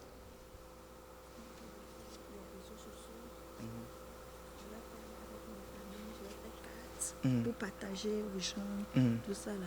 Si j'ai encore un peu d'argent, je peux faire publicité à la radio, bien. Yeah. Okay, so in the beginning stages, we'd have to start a bit small, so we'd use things like social media because those have a wide outreach, and with the different algorithms that are out there, we can leverage those to our advantage by pushing out content that would be interesting to people.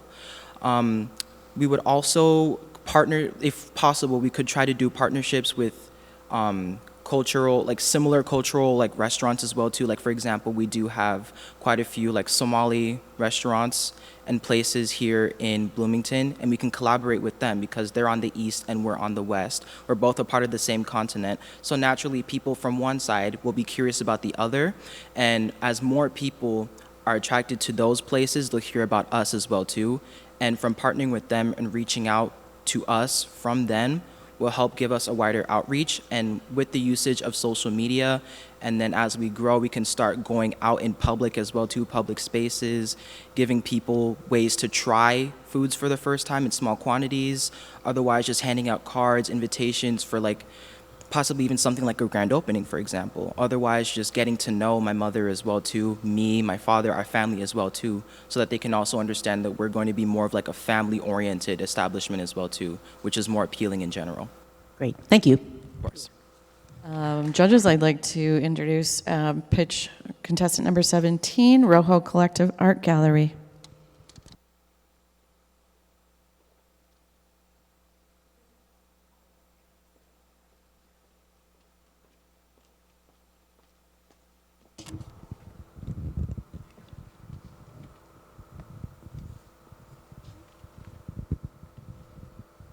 You ready?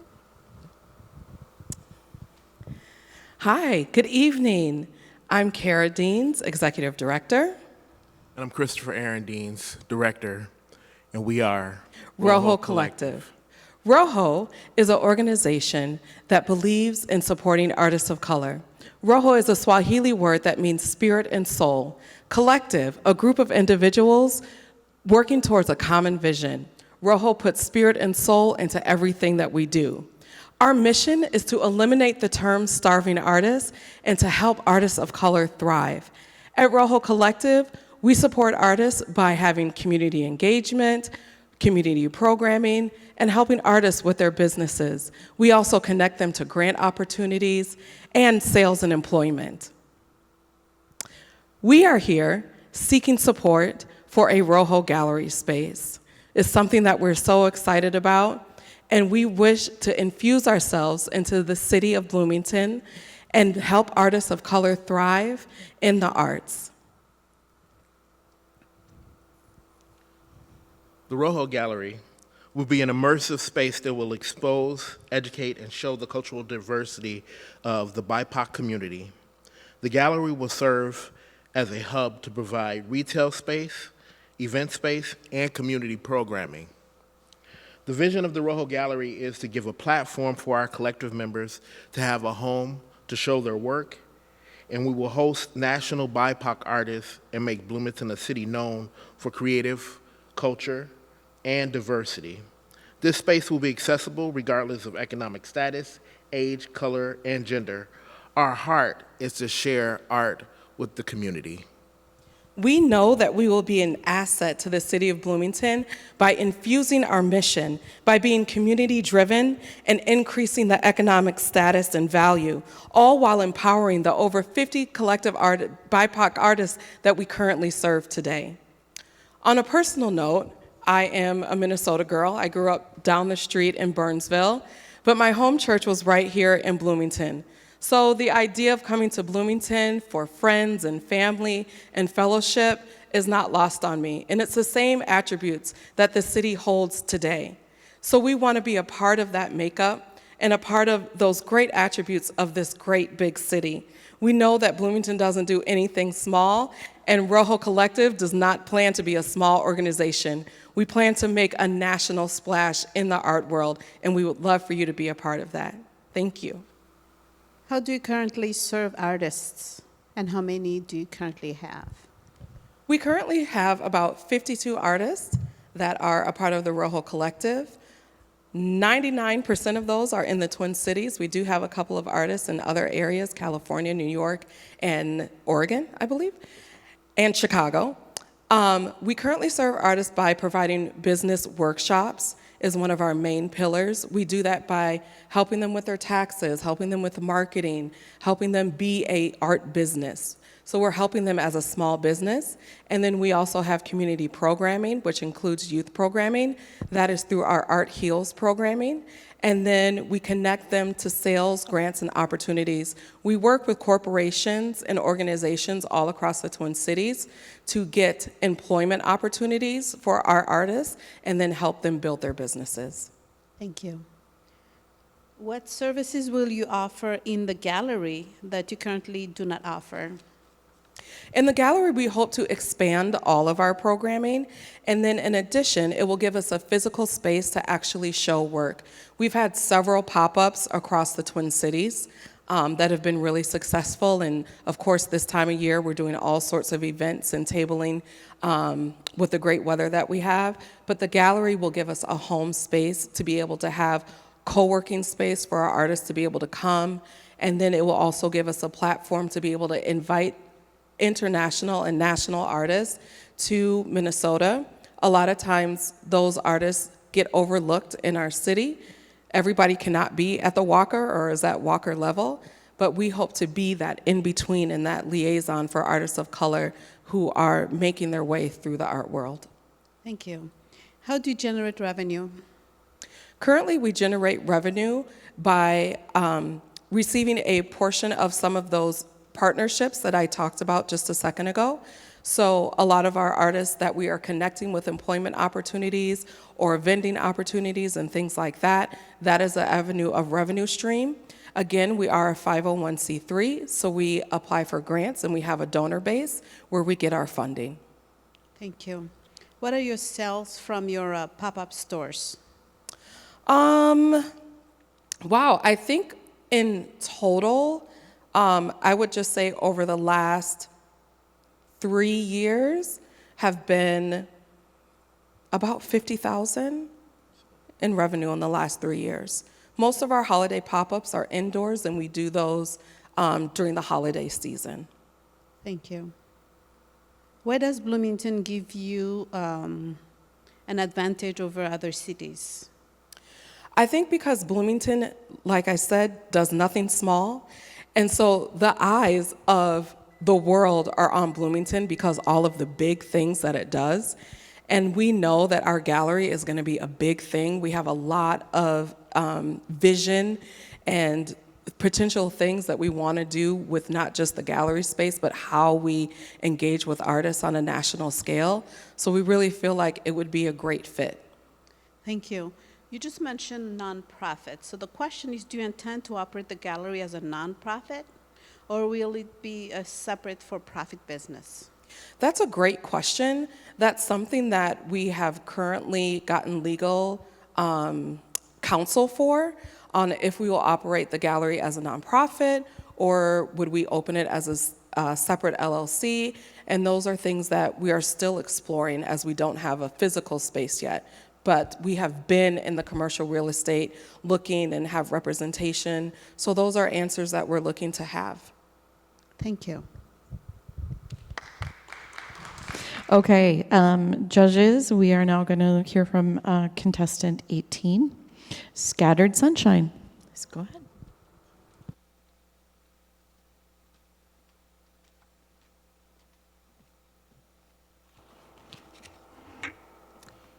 Hi, my name is Deborah Lee. Along with me is my son Richard, and he's going to be helping me with my PowerPoint presentation.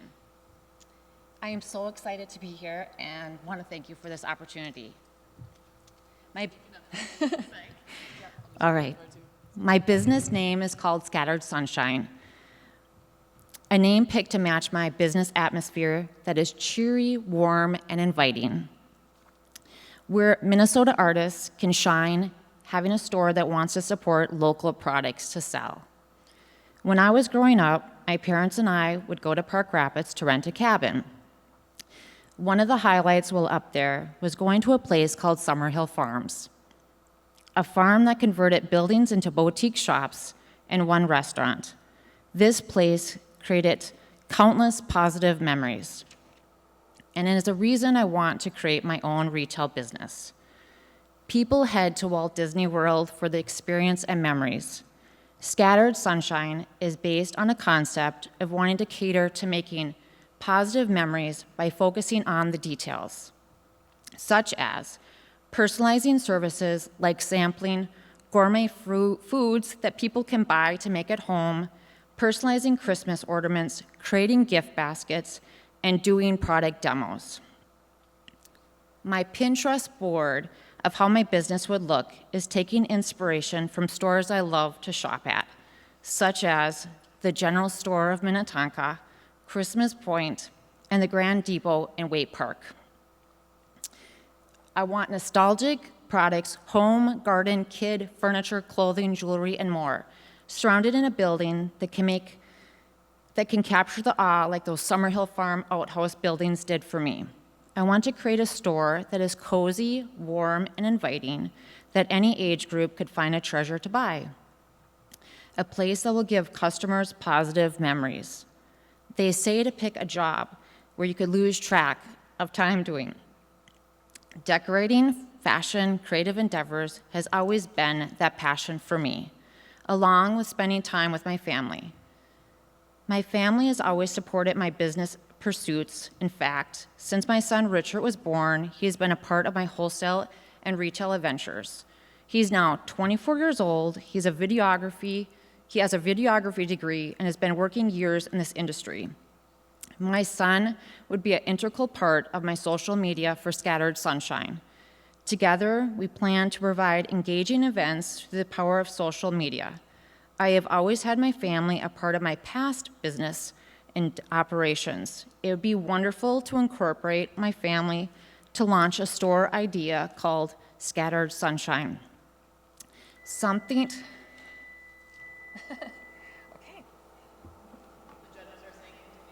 Okay, and then I just had to say something $100,000 could accomplish to make my own best memories. Thank you. All right. How will you establish your brand and differentiate yourself from others like Grand Depot, Minnetonka General Store? Yeah, that question. I definitely feel like I have loved retail, I love shopping, and I want to be my own path and my own corporate or company, but take inspiration from them. And I just feel I want to like kind of like do the bits and pieces. Like I said, the Summer Hill Farm had the little outhouse buildings. You know, I love that concept. I like the little nooks and crannies they created, you know, to kind of make it almost like a home that you're shopping in the different departments. Like one home is a little kitchen, one area is like your bathroom area. You know, I just feel I want to use my creativity to make a store that could be my own brand and not be like a Christmas Point or Good Things or things like that. Do you already have connections with local manufacturers? I do. I have shopped like the Gift Mart, and I've done that in the past, so I know those contacts. I've also had like sales rep for things I've made myself that they've repped. What range of product price points are you considering? Well, I definitely feel with the economy and the, I would love to have affordable. I know like sometimes I go like to the general store and I love shopping it, but my wallet doesn't like it as well. So yes, there could be some things that are a little bit higher end, like because I said I want furniture and things like that. But I really want to focus on affordability too, that everyone can find a price point to buy something there. How does your store differ from other Minnesota-centric stores like the ones you find at the Mall of America?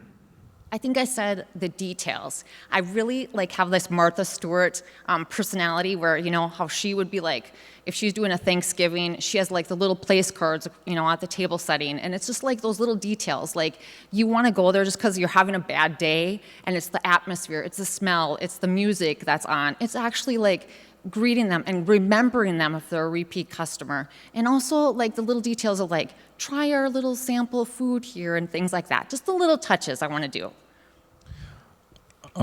Is there any other, you might have mentioned this, sorry if I missed it, but other than just general gift shop, would there be any other events or other ways that you could generate revenue that you, other than just a general gift store? That's a good idea. I guess I would like maybe confer with the Small Business Development Center to see if I could launch that idea a different way, but that I want to try a brick and mortar. I've kind of done other ways, like I've done the Lemonade Festival, the Little Falls Craft Fairs, things like that I've also done, but I really want the brick and mortar feeling. All right, thank you. Thank you so much. Thank you. Okay, judges, we have contestant 19, Scramblin Egg.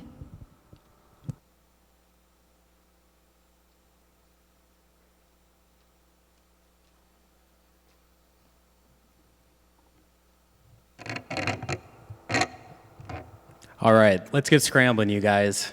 I'm here today to talk about breakfast. Not only is breakfast considered the most important meal of the day, it's also the favorite meal of the day. 62% of Americans consider breakfast to be their favorite meal. However, 56% of Americans are too busy to make breakfast in the mornings. And the number one reason for skipping breakfast is there isn't enough time. Fast food chains have attempted to solve this problem. Unfortunately, their food is horrible. Not only does it taste bad, there's very little nutritional value. And even worse, with inflation, fast food chains are hardly considered a good deal anymore. At the end of the day, we're relying on burger and taco chains to provide a quality, fast breakfast meal, and that's just not going to work. This leaves an untapped market area in the restaurant industry for fast, casual breakfast food, and we have the perfect business to fill that void: Scramblin Egg. Scramblin Egg relies on 3 core values to provide an exceptional dining experience for customers: quality, service, and timeliness. We use fresh veggies that are prepped daily. We source our bread from Taste of Scandinavia in Bloomington, and we source our eggs from Brand Farms in Farmington and Larry Schultz Organic Farm in Farmington. We also provide attentive service. We understand our customers, we're usually the first people our customers see in their day, so we need to make sure they're starting their day off right. We also utilize online ordering, where customers can order ahead of time, grab their food, and go. This attributes to our final core value of timeliness. We know Americans love breakfast, they just don't have the time to get it. Our menu is also designed with simplicity in mind. We have 3 core menu items: the breakfast burrito, the breakfast sandwich, and the breakfast bowl. We also provide specialty coffee drinks that really get people scrambling. We've been operating since April 2023 out of a very limited space, and our sales show that this concept works. A majority of our customers are repeat customers. We've received a lot of positive attention from food critics and journalists.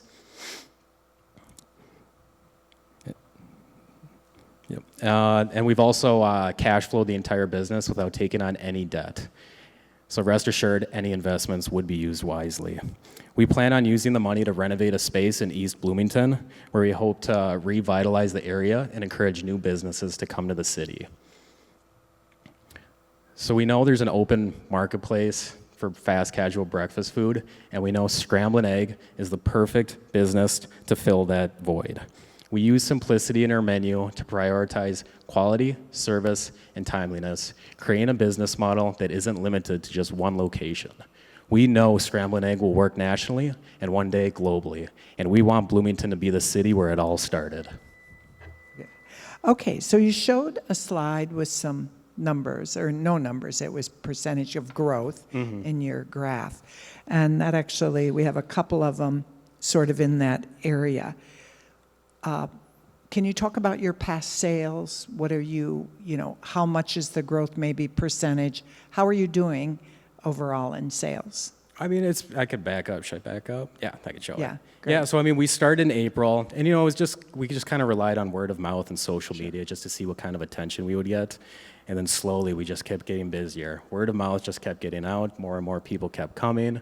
We got more social media posts. And then we kind of had a little downtime in winter, because obviously in Minnesota, that's very difficult, and we had to close every once in a while. But then we got some online attention from social media and journalists, and ever since then, it's just been skyrocketing. We've outgrown our little trailer. We no longer can meet the demand that's required for us, so we really just need a space to meet this demand. That's good news. Would that be eat-in or takeout? Primarily takeout. We're trying to kind of have a whole new concept on how people get breakfast. So we don't want to be known as a brunch spot. We want to be known as a place where people are on their way to work, on their way to school. They need a fast, high-quality breakfast served quickly. That's what we're trying to do. Oh, sorry, the question that I asked you before, is there a specific dollar amount? Yeah, I didn't know if we should share financials yet. I didn't really know how that works right now. No. We have a no. No, we've allowed them to not share that until they go to the next round, because they'll have a longer pitch and they'll dive deeper into capital revenue growth. I would be happy to provide more sales info in the future. I mean, I can Great. say Yeah, we've yep. had the goal of $1,000 a day. Right. We have Okay. surpassed that. How much of your food is pre-made versus fresh? I think you should. All of. Sorry to interrupt. No, no. It's all fresh. I mean, we crack the eggs every day. We're chopping the veggies every day. Potatoes. We make our own sausage blend. We cook our own bacon. I just think, I don't know, there's just, I feel like fast food has kind of just got stuck in a really bad spot right now, and I think people are getting sick of the pre-made food, and people are really taking a notice. Sure. So along those lines, there's a lot of sort of pop-up kitchens or competition, like, you know, the big box ones, Perkins or whatever. How do you see that? How do you differentiate yourself? Just, I mean, through our speed. I mean, we want to be known as the place where you can get food fast, a high-quality meal fast. That's why we scramble all our eggs, but we call ourselves Scramblin Egg because we're always scrambling. We're moving as fast as possible to get good food out for people. Great. That's our buzzer. One last question. Will you still have a food truck? That is to be determined. I think we would keep it for small events, but I also do believe, you know, if you get to the point of a brick and mortar, I think you need to go all in on the brick and mortar. And I've seen it where, you know, you can kind of cannibalize your own business with your food truck and take sales from your brick and mortar. And in my mind, I just want growth. You know, I mean, the food truck's been great. I love it. But we got to keep growing and see how far we can take this thing. Thank you. Okay, judges, we have contestant number 20 for the pitch, Soul Sports.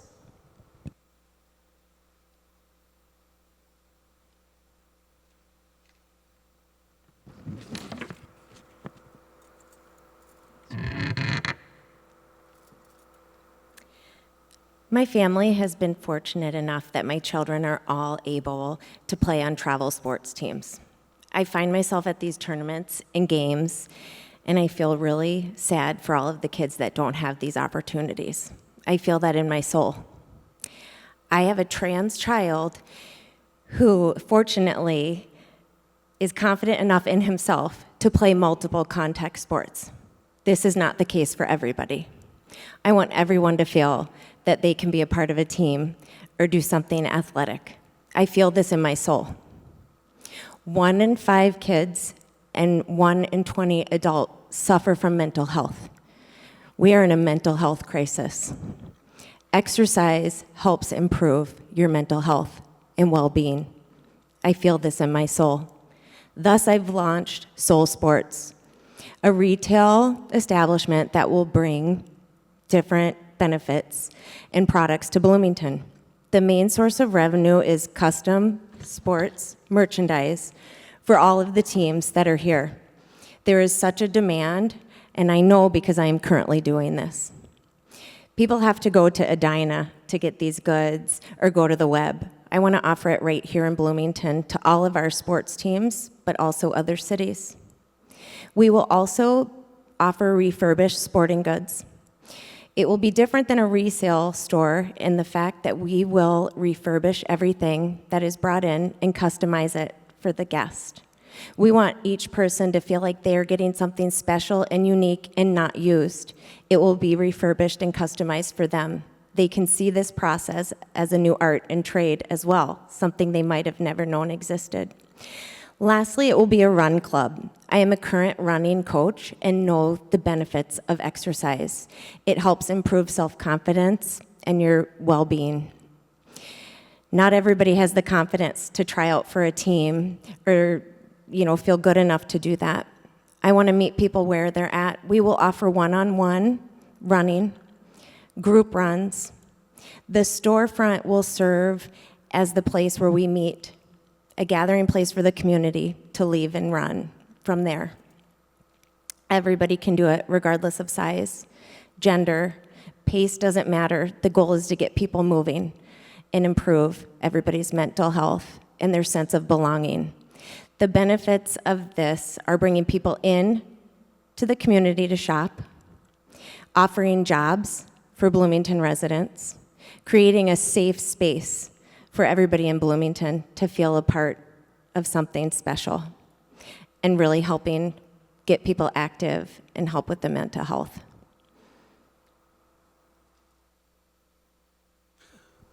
Hello. Couple questions here. What is the value of operating this as a brick and mortar instead of online? Because I want a place for people to go, right? It's part of getting people involved in the interaction.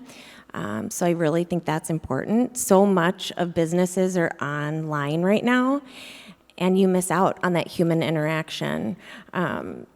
So I really think the storefront, because we serve multiple purposes, right? We want people to come in and get different equipment and refurbish it for them, and we want it to be a gathering place for the exercise portion. But I definitely think meeting live to customize the sportswear too is really important. What do you think the primary revenue driver will be for your business? Will it be the apparel, the printing, or gifts, the used equipment? I assume people pay to do the runs. Yeah, the refurbished equipment and the runs will be sliding scales, right? Based on what people can give. If you can give $5 to run, amazing. If you can't give anything, that's fine. I really want anybody to be welcome. So the main source of revenue is from the sports team's merchandise.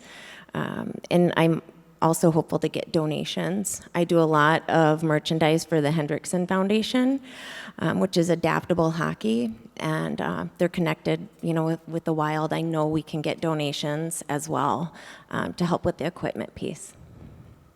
How is your current business performing? Right now, I just do it on the side, to be honest. It's been a passion of mine, and I feel like I'm ready to go for it. I don't have the capacity myself to do all of the merchandise that there's the demand for, and I do what I can, but I know it could be so much bigger. So along those lines, how much bigger are you hoping to grow that side, the production side? Well, I'd love to do this full-time. I'd love for it to be my full-time job. So, the sky's the limit. My plan is to be the source for everybody to come into, like Edina, St. Louis Park, right? Like I want people to come into Bloomington to get their custom sports. And do you have any licensing obligations today? No. Any other questions? Yeah.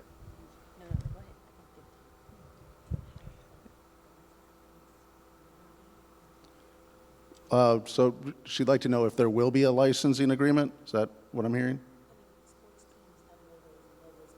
Yes. Yeah. Yeah. So for the agreements with the sports With teams the sports to use teams, right, to get their logos. And that's something I know by currently doing it. No, it's not. It's different than a license agreement, like if it was with Disney or something like that. I know the licensing world through my full-time job, but with like BAA or Baja, it's a little bit different. Yeah. Thank you. Thanks.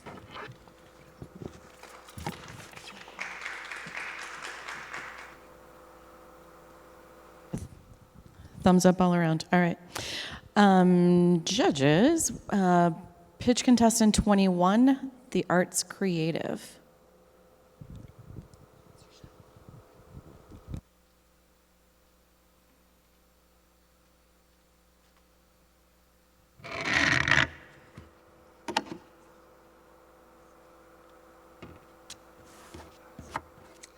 Hi, I'm Katie Ross. Thank you so much for having me. I have created an arts studio on the other side of Bloomington where we are cultivating a village of creatives with purpose.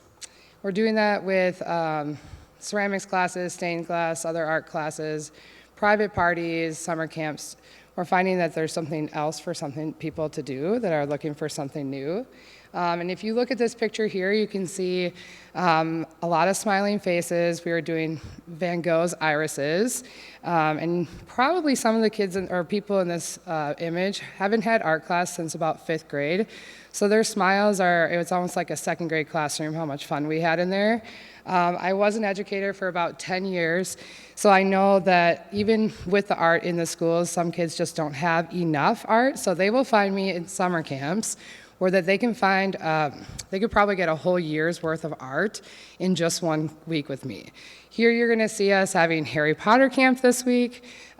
We are not just teaching them art, but I'm also teaching them collaboration. So what you see in this picture is a cabbage water, purple cabbage water, Littman's test, and they are changing the colors and discovering what's there.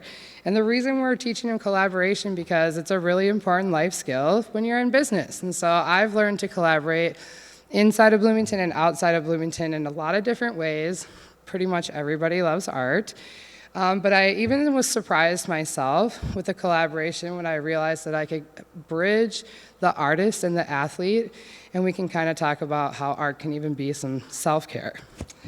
So the Girl Scout in me, oh wait, I forgot. This is a really great picture of a 3-generation birthday party, and I have to point out the teenage smiles do have teeth, because that's how exciting they had. It was the same project we did in the first slide, actually. But yes, the Girl Scout in me knows how to use my resources wisely. And so through programs like CEO Start or at the University of St. Thomas, I have been learning so many things.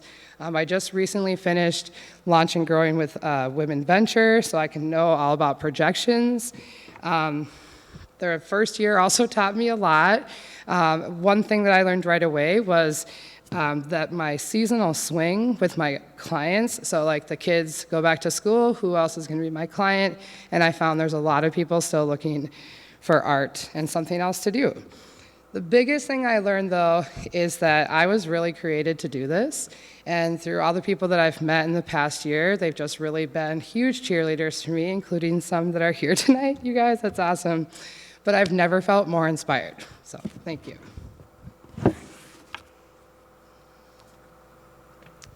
Okay, the judges will pull their questions.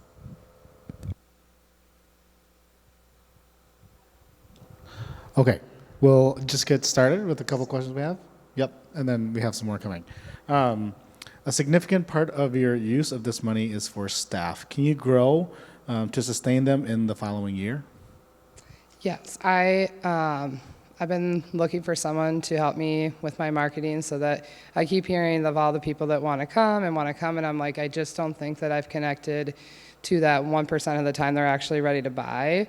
And so I'm working on trying to get in front of those faces a lot more often, but I've had times where people are like, oh, I'm going to this birthday party at the Arts Creative, and they're like, oh, I know that, my daughter goes to whatever. So I know that the need is out there, but I feel like part of my staffing is like, I have enough money to hire somebody right now so that I can get like that administrative / marketing help so that I can kind of be on the ground and they can be helping me make sure all my numbers are right. Because although I'm cash positive and I've got my head above water, I know that I haven't figured out exactly where the spot to pour the gasoline on just yet. And so I'm working on it, but I feel like when I have that partner helping me, they're going to figure that out, and then I know exactly. I've started to hire a couple teachers, just trying them out, but yeah.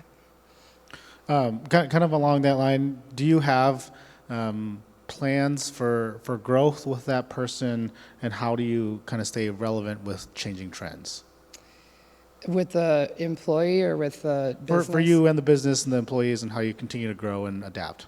I think the biggest thing is making those connections in the community to really hear what they want. So like one of the things I noticed, I had a ceramics class that was like a 6-week-long class, and right away 2 of the people were like, another friend of mine was going to show up, but they couldn't commit to all of them, so they didn't feel like they could have the full value if they didn't show up. So then I pivoted, and we decided that what makes me a little bit different is that you can build it a la carte. You don't have to sign up for a full 6 weeks. You also don't have to pay for all the tools. Like other places, it's just all there, so you can come in and just try it. And I'm finding that that's kind of a different market in the arts studio world, where it's like, you guys might have heard of this, I think it's Upstairs Circus or something downtown, where you walk into a bar and you get like a little kit. I'm not quite going that exact route, but I want people to come in without that fear of like, I've never done art and I don't want to commit to a whole 6 weeks, but like, I just want to try it, and I've gotten that little piece of joy where it's like they feel like they've accomplished something with their own hands. That's kind of my goal. And do you plan to expand in your current location or? I would love to. I think that like right now with that stained glass, if you guys know the ceramics and stained glass, they don't mix well in a studio. And so right now what we do is we kind of set everything up for 2 days in stained glass, and then we take it down, and then a couple days later we have ceramics. So there is a spot right next door to me that will be vacant soon as they're building across Highway 169. And so I do have dreams of like just kind of opening that door right next door to add more rooms for classes so that we can have 2 classes happening at once. And just final question, what's been the biggest challenge so far over the last year as you've grown your business? The biggest challenge has been putting my horse before the cart. I really love to just go and try and experiment, and so I'm not afraid to do that. And so I'm learning that now that I've done a couple of these, whether it's the CEO Start that I did or the Women Venture, I also did a Tech Essentials workshop, and I'm like, wow, this is going to help me so much when I have this little bit, and that's where that other person is going to help me to have a little bit more bandwidth where I can get my horse before the cart so I know how to go smooth. So I'm really hoping for. Thank you. Awesome. Thanks, you guys. Thank you. Okay, so judges, I'd like to introduce you to pitch contestant number 22, the color of Haircare.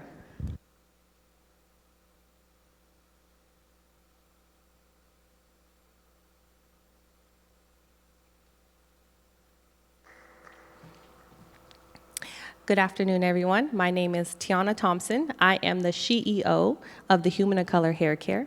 And today we are here to present our nonprofit beauty shelf, Beauty for All. Our vision is a beauty shelf that provides low-income families and individuals with a wide and diverse access to essential hygiene products as well as educational workshops, hopefully here in Bloomington. Our primary target audience are low-income individuals, unemployed, underemployed, and students. And before we carry on, I would love to be able to hear what our actual community is saying about beauty shelves. Oh, I think we have the not updated slide. There should be a video there on that one, on that PowerPoint. Oh, that's okay. That's all right. We'll continue on. So, leveraging our expertise and the ongoing work that we do here at the Human of Color Haircare, we have identified several key challenges within the community, which include a lack of access to cultural relevant products, as well as a lack of education and resources, a gap in wellness and hygiene needs, a gap in product accessibility, and a lack of partnerships and collaborations. We are pleased to present a range of solutions and significant value that we can bring to your community. As creating accessibility to cultural appropriate products, providing educational resources, addressing health and hygiene needs, creating a central storefront for the community, fostering community engagement and support, supporting local economy and social services,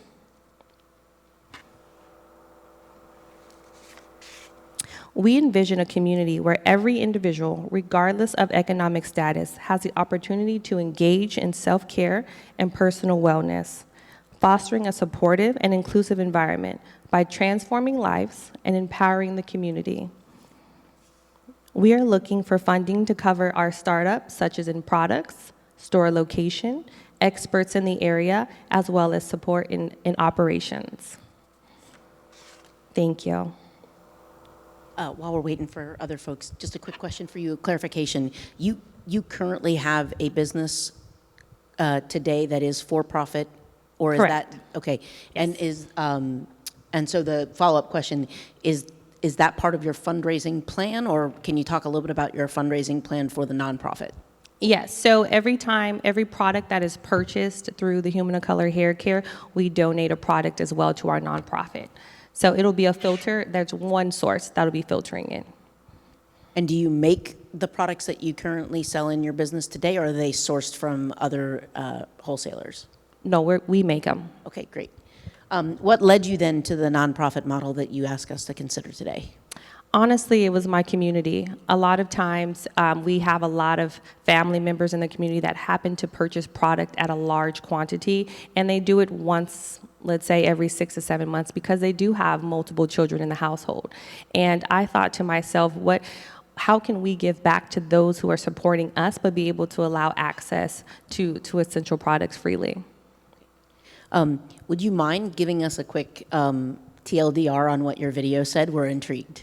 Yes. So I created a documentary last year for Minnesota Foster Adopt to help organize and educate on hair care within the Black community. And there was a young lady in there by the name of Jessica who spoke highly about how she wished as a young lady, her mother had opportunities and resources and education on how to manage her curls. And just a little background on her, she was a Caucasian lady who said that her mother has straight hair and had no ability to understand her curls, so she would call her a little Brillo pad. So her video was really heartening, and I wish I was able to share that. Any other questions? No? Okay. Thanks very much for being here. Thank you so much.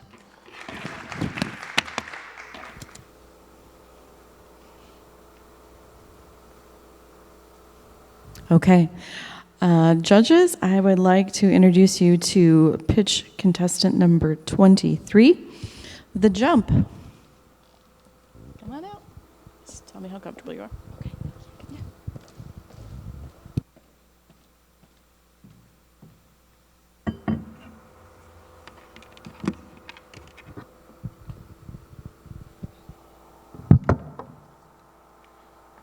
Hi, I'm Haley Matthews-Jones. I am the founder of The Jump. We are a plus-size and size-inclusive sustainable jumpsuit brand manufactured in the United States.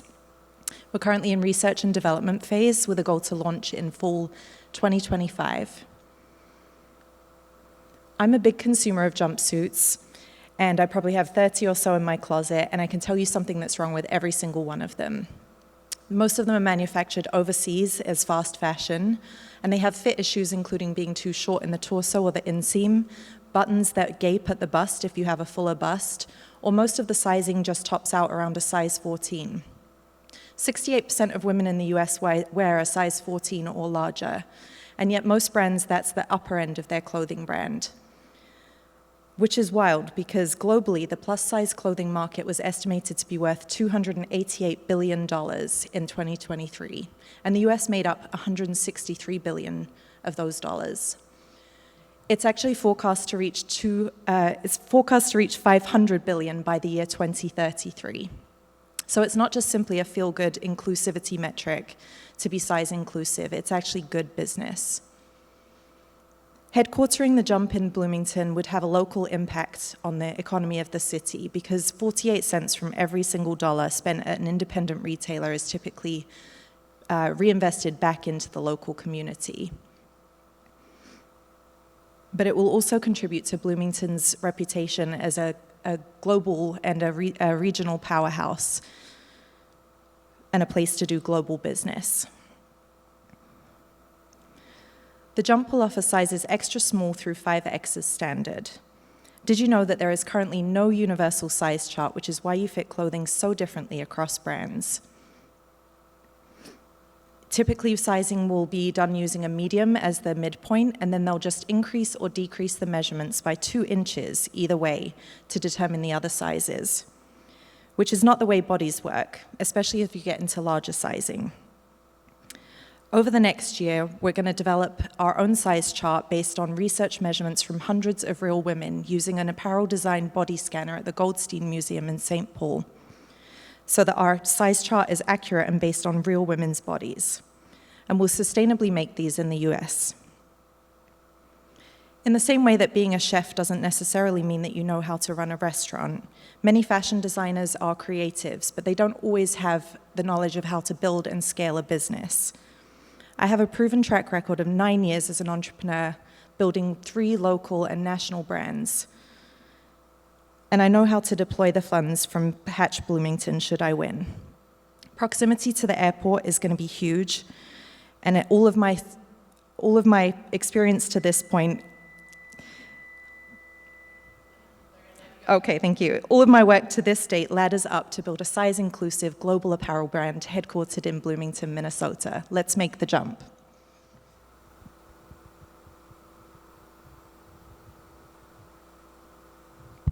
While I'm waiting for the others, I already have a question. So, can you tell us about your background building businesses? Yeah, so I founded Minneapolis Craft Market in 2015. It's a pop-up maker market hosting designers and makers of the North. So I added Minneapolis Vintage Market, which is kind of a sister brand to that, in 2018. Across those 2 businesses, I host about 120 events per year across the Twin Cities at all different venues, and we work with about 2,000 local artists and 500 vintage vendors. I also am a partner and COO for the Get Down Coffee Company, so we are a nationally sold coffee company with a roastery based in Northeast Minneapolis and a coffee shop in North, and we sell our beans in Target, Kowalski's, and other retailers across the region. Thank you. Do you have an idea of your revenue margin per jumpsuit? So with apparel design, typically you want to have at least a 68% profit margin just to be profitable if you ever want to take it wholesale, which is my goal for year 2. The COGS on the jumpsuits, that are my rough COGS that I have worked out before, obviously moving into production, is approximately $50 per suit, and with a retail price of $185, that would be a 73% profit margin. Thank you. Mm-hmm. Why jumpsuits? What's your plan to expand? Yeah, so jumpsuits are the hero product for sure. I think that there is a big gap in the market, as I said, for size inclusivity in this specific product. It's something that that often, I think it's very on trend right now, and I think that it's something that a lot of women in my experience think that they can't wear, or maybe they've tried one and think, oh, this isn't for me, I would never have the confidence to wear it. And I think it's partly because of the design and manufacturing of them that they're not typically made for anyone with a fuller figure. They're meant for more slim fitting, or they're the boiler suit type, which isn't always flattering on all bodies. So my goal is to make a suit that is very form-fitting, very empowering, and is made with, you know, as I said, real women's measurements in mind, so that every woman feels powerful when they wear them. What would be done in Bloomington retail? What would be done in Bloomington retail, production or others? What was the What would be done in Bloomington? Retail, production, or Oh, I see. So what I'm envisioning for the physical space would be a fulfillment center, design studio, photography area, and also a showroom. So it would be kind of what I would see as HQ for the jump. So all of our production and operations would happen out of there in terms of fulfillment. Manufacturing, I'm working currently with a sewing company based in Northeast. And I don't know if they're going to be able to fulfill the scale that I'm wanting to produce at, so it would likely be produced in California. Thank you. Can you give an overview of your marketing plan to drive the brand's growth? Yeah, it's definitely heavy reliance on social media marketing and targeted paid advertising. In order to reach the global audience that I want to reach with this, it's going to be heavy on retargeting with a budget of around 10 grand a month just on paid advertising on social media. I think that's where most of my target market is, which is women aged 30 to 50. And also, I have kind of feet in 2 different countries and do a lot of work in Europe as well. And I definitely want to appeal to that audience because I don't see products like this in Europe at all right now. I think America is definitely on a trend in that way that Europe hasn't caught on to yet. Thank you. Yeah. Thank you. There you go. Okay, judges, I would like to introduce you to pitch contestant 24, Unlimited Art Studios.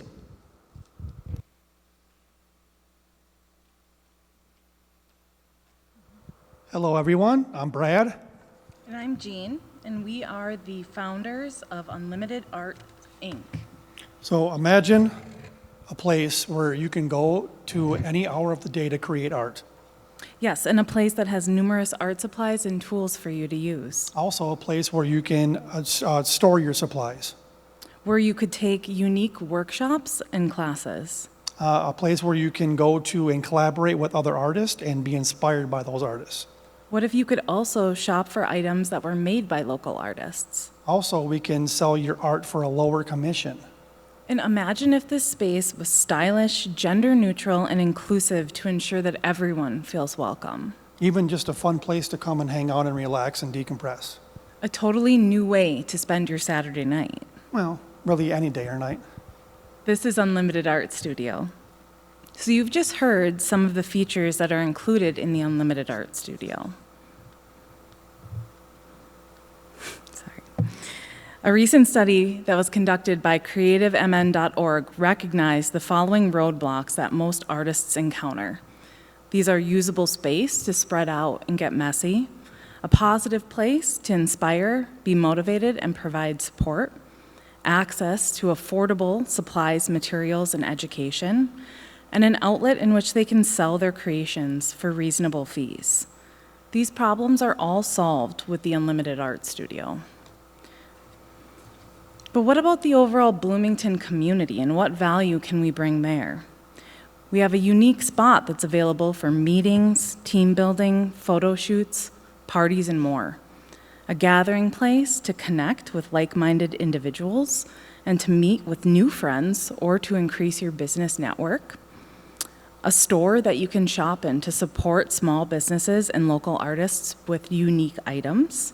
And most importantly, an environment that nurtures positivity, inclusion, and motivation, or just a cool spot to hang out. So, what would we do with the money? We would open up a shop. We'd have the studio that we would build out with our equipment, our materials, fixtures, and equipment. We would use it for marketing purposes to inform people that we're out there, what we have available, and how they can find us and get to us. And then, of course, the programming, which is the heart of where we are, in trying to create different workshops and courses to help artists make their passions their paycheck through doing amplified digital through web, social, and email, future planning with health and retirement, and then also helping them out with their financials and pricing models, mentorship programs, and unique classes from self-made entrepreneurs. So really, our vision is unlimited. Thank you. Thank you. So I'll just start. Can you tell me about like what your experience in this space is? Like, have you guys owned, operated any space before, or worked in any art spaces before? So just tell me a little bit more about your background. Sure. So I've been an independent artist my whole life. We've done a lot of shows. I've been making art, clothes, jewelry, pretty much my whole life. We've been doing online sales. Yeah, just kind of keep it short enough.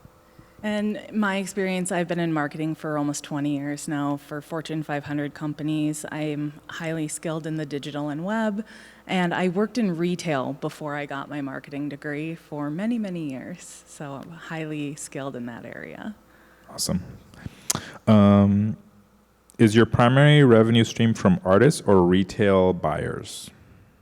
At this point, our primary funding that we've gotten is from artists when they pay us fees for pop-ups or for art fair. You mentioned in your application that you are in business today. How is that going? That we are a what? In business today. Oh, Like in you're business you're today. operating right now? Yeah. How is that going? So far, so good. We had our first fundraiser because we are a nonprofit. So that went well. We had a children's art show that went magical. And we have an art fair coming up in September in Columbia Heights that we're collecting vendor applications and going through for that now. We also have our website where we're trying to help people in an Etsy-like model get their businesses out on the web and feature them through bios. So we've got about 3 artists that have actually sent us their assets for the site that we've been able to upload. And for the past probably 3 years for me, I've been traveling, whether local or some in different states around the country, doing different art shows, different conventions, just selling art, creating art, doing murals, stuff like that. Awesome.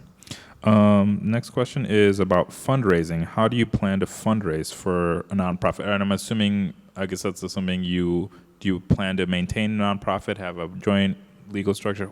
Yeah, just whatever you have thoughts about that. So it's a fluid situation with the nonprofit, but fundraising thus far has been through pop-ups, inviting people, getting donors from local businesses to provide things for a silent auction, as well as the plan would be to have an Amazon wish list that people could purchase things specifically for the studio so they kind of know what they're contributing versus just giving money, as well as people donating actual art supplies instead of them just going into the trash.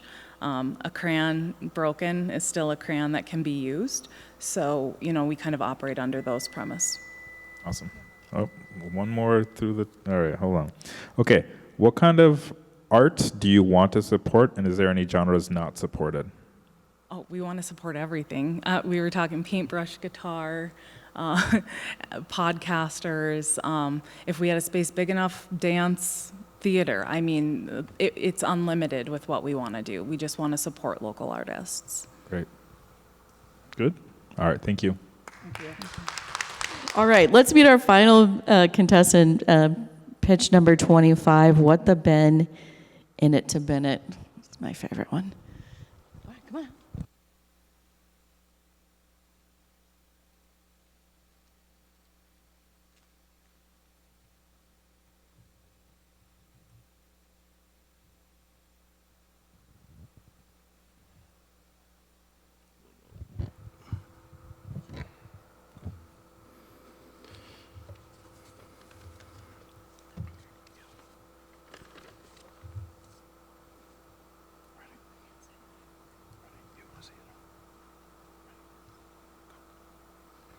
Hi everyone, my name is Aramis Wind and I'm from Bloomington, Minnesota. I have a professional background in finance and accounting and I have over 12 years of experience selling online. Hi, my name is Drew Quinn. I'm from Savage, Minnesota. My professional experience is in digital marketing and I have about 4 years of experience selling online.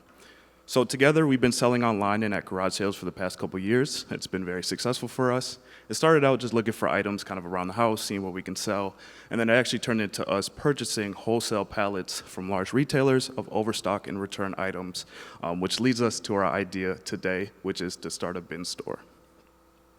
So what is a bin store? A bin store is a retail store that sells overstock, returned, or clearance merchandise, and these come from major retailers such as Target or Amazon. All of this merchandise is then sorted into bins, and shoppers can dig through these bins to find deals on all different kinds of products. And if you look on the slide, there's an example of what this might look like. And then one of our unique selling points of our store is offering discounted prices that lower throughout the week. And so this allows us to give customers amazing deals and also restock these bins weekly. And then if you look at the bottom of the slide, this is an example of what our pricing might be. So for example, on Saturdays, every item would be $12. Fridays, every item would be $10, and so on. Cool, now to talk about our impact. So we have 3 ways that our business will create impact in Bloomington. First is sustainability. So experts estimate that retailers get rid of and throw away about a quarter of returns that they receive on a yearly basis. This equals to about 6 billion pounds of landfill waste estimated every year. So we are saving so many unused items from sitting in a landfill and finding a new home for these items, creating an impact on the community and the environment. Second is affordability. With inflation and increased pricing, people are always constantly looking for deals. So since we buy these items wholesale, we're able to sell them at a lower price point. Third is partnering with the community. So we'd love to build a community with our business. We want to partner with local organizations, depending on the items that we get. For example, we want to donate food to programs like VEEP or donate school supplies to programs like Bloomington Public Schools. Regarding our store itself, so we're still in brand development, so we're still brainstorming themes and branding and finalizing a name, but regarding operations, we have everything figured out. So our store will appeal to customers of all ages and backgrounds, and we're able to offer something for everyone at all price points. Also, our store just provides a very unique shopping experience. I like to say kind of like a treasure hunt atmosphere, so it's a very fun experience that we think would be a great addition to Bloomington. Thank you. Thank you. All right, judges, let me know when you're ready, or just go jump in. Yeah, I'll go ahead and start. You mentioned that you've been selling online. Could you just tell us about that? Like, I know we're not diving deep into revenue and such, but is this how you make your living? Is this a side business? How does it work? Definitely. So this definitely started out as a side business. It's something that we do on the side. And we started actually purchasing these pallets a little over a couple years ago. And it's been very good for us. I would say we about doubled or tripled the money that we spend on the pallet every time that we get one.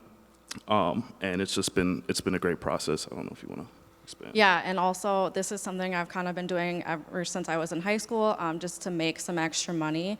So, and I've done it in all phases of my life, whether I've been employed full-time or doing it just like to make my whole income. Both of us also have an entrepreneur mindset. You know, we always wanted to start our own business, and we thought, you know, next step would be to open up a retail store, so. Okay, the next questions, there's a couple parts to them, so kind of the same area. Could you explain the whole experience from walking in and walking out? Would I pay for a bin, or do I get access to all the bins? That's the first part. Second part is this used merchandise, new merchandise? I think that captured it, right? Okay. Yeah, of course. So the experience is everyone would have access to all of the bins, and we kind of separate them out. Similar, if I could go back a little bit, Usually, stores like this are kind of set up where the bins have a lot of space so people are able to dig through. And a lot of these items are actually either overstock or they're return items. They come brand new. Sometimes they're a little damaged just depending on shipping. But one of our ideas also is to have a testing station. We want to make sure that all of these items work properly for the customers. Okay. Do you have relationships established already with the retailers? And how do you get that product? Of course. What's that like? How's that cycle work? Yeah, so currently we actually been purchasing pallets from a third-party seller, which has been great, and it's something where we built a relationship over the past couple of years where we can go down to their warehouse, pick out kind of what we'd like. We've only been doing it kind of on a smaller scale, but with the relationship with them, we know that we're able to purchase more pallets from them. So there is a third-party seller we've been working with within the Minneapolis. So the retailer sends it somewhere and then you buy it from them? Yes, that's Okay. correct. Okay. What is your sustainability plan with the unsold merchandise? Like what happens? Yeah, you can answer that. Yeah. So like we had mentioned up there is that we'd like to partner with, when we get like food items, we can donate to Veep, Toys for Tots, partner with Bloomington Public Schools. Also, we'd like to, really provide donations to wherever we see fit. Okay. Yeah. One last question. Would you also sell this online? Would you continue? We would not for these. We would not continue to sell online. I think it's fair to just, keep them all in bins. And, we've gotten a variety of products from electronics and home goods, and I think it's fair if we keep them in the bins and people can kind of dig and find what they like, so. Yeah, and this allows people to find like really cool and like expensive items in the bins, and they get excited about that too. It's not only clothing. Correct. No, right, correct. It's electronics, home items. It can range from anything. Yep. Clarification. Thank you. Yeah.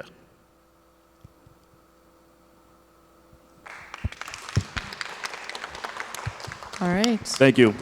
Thank you.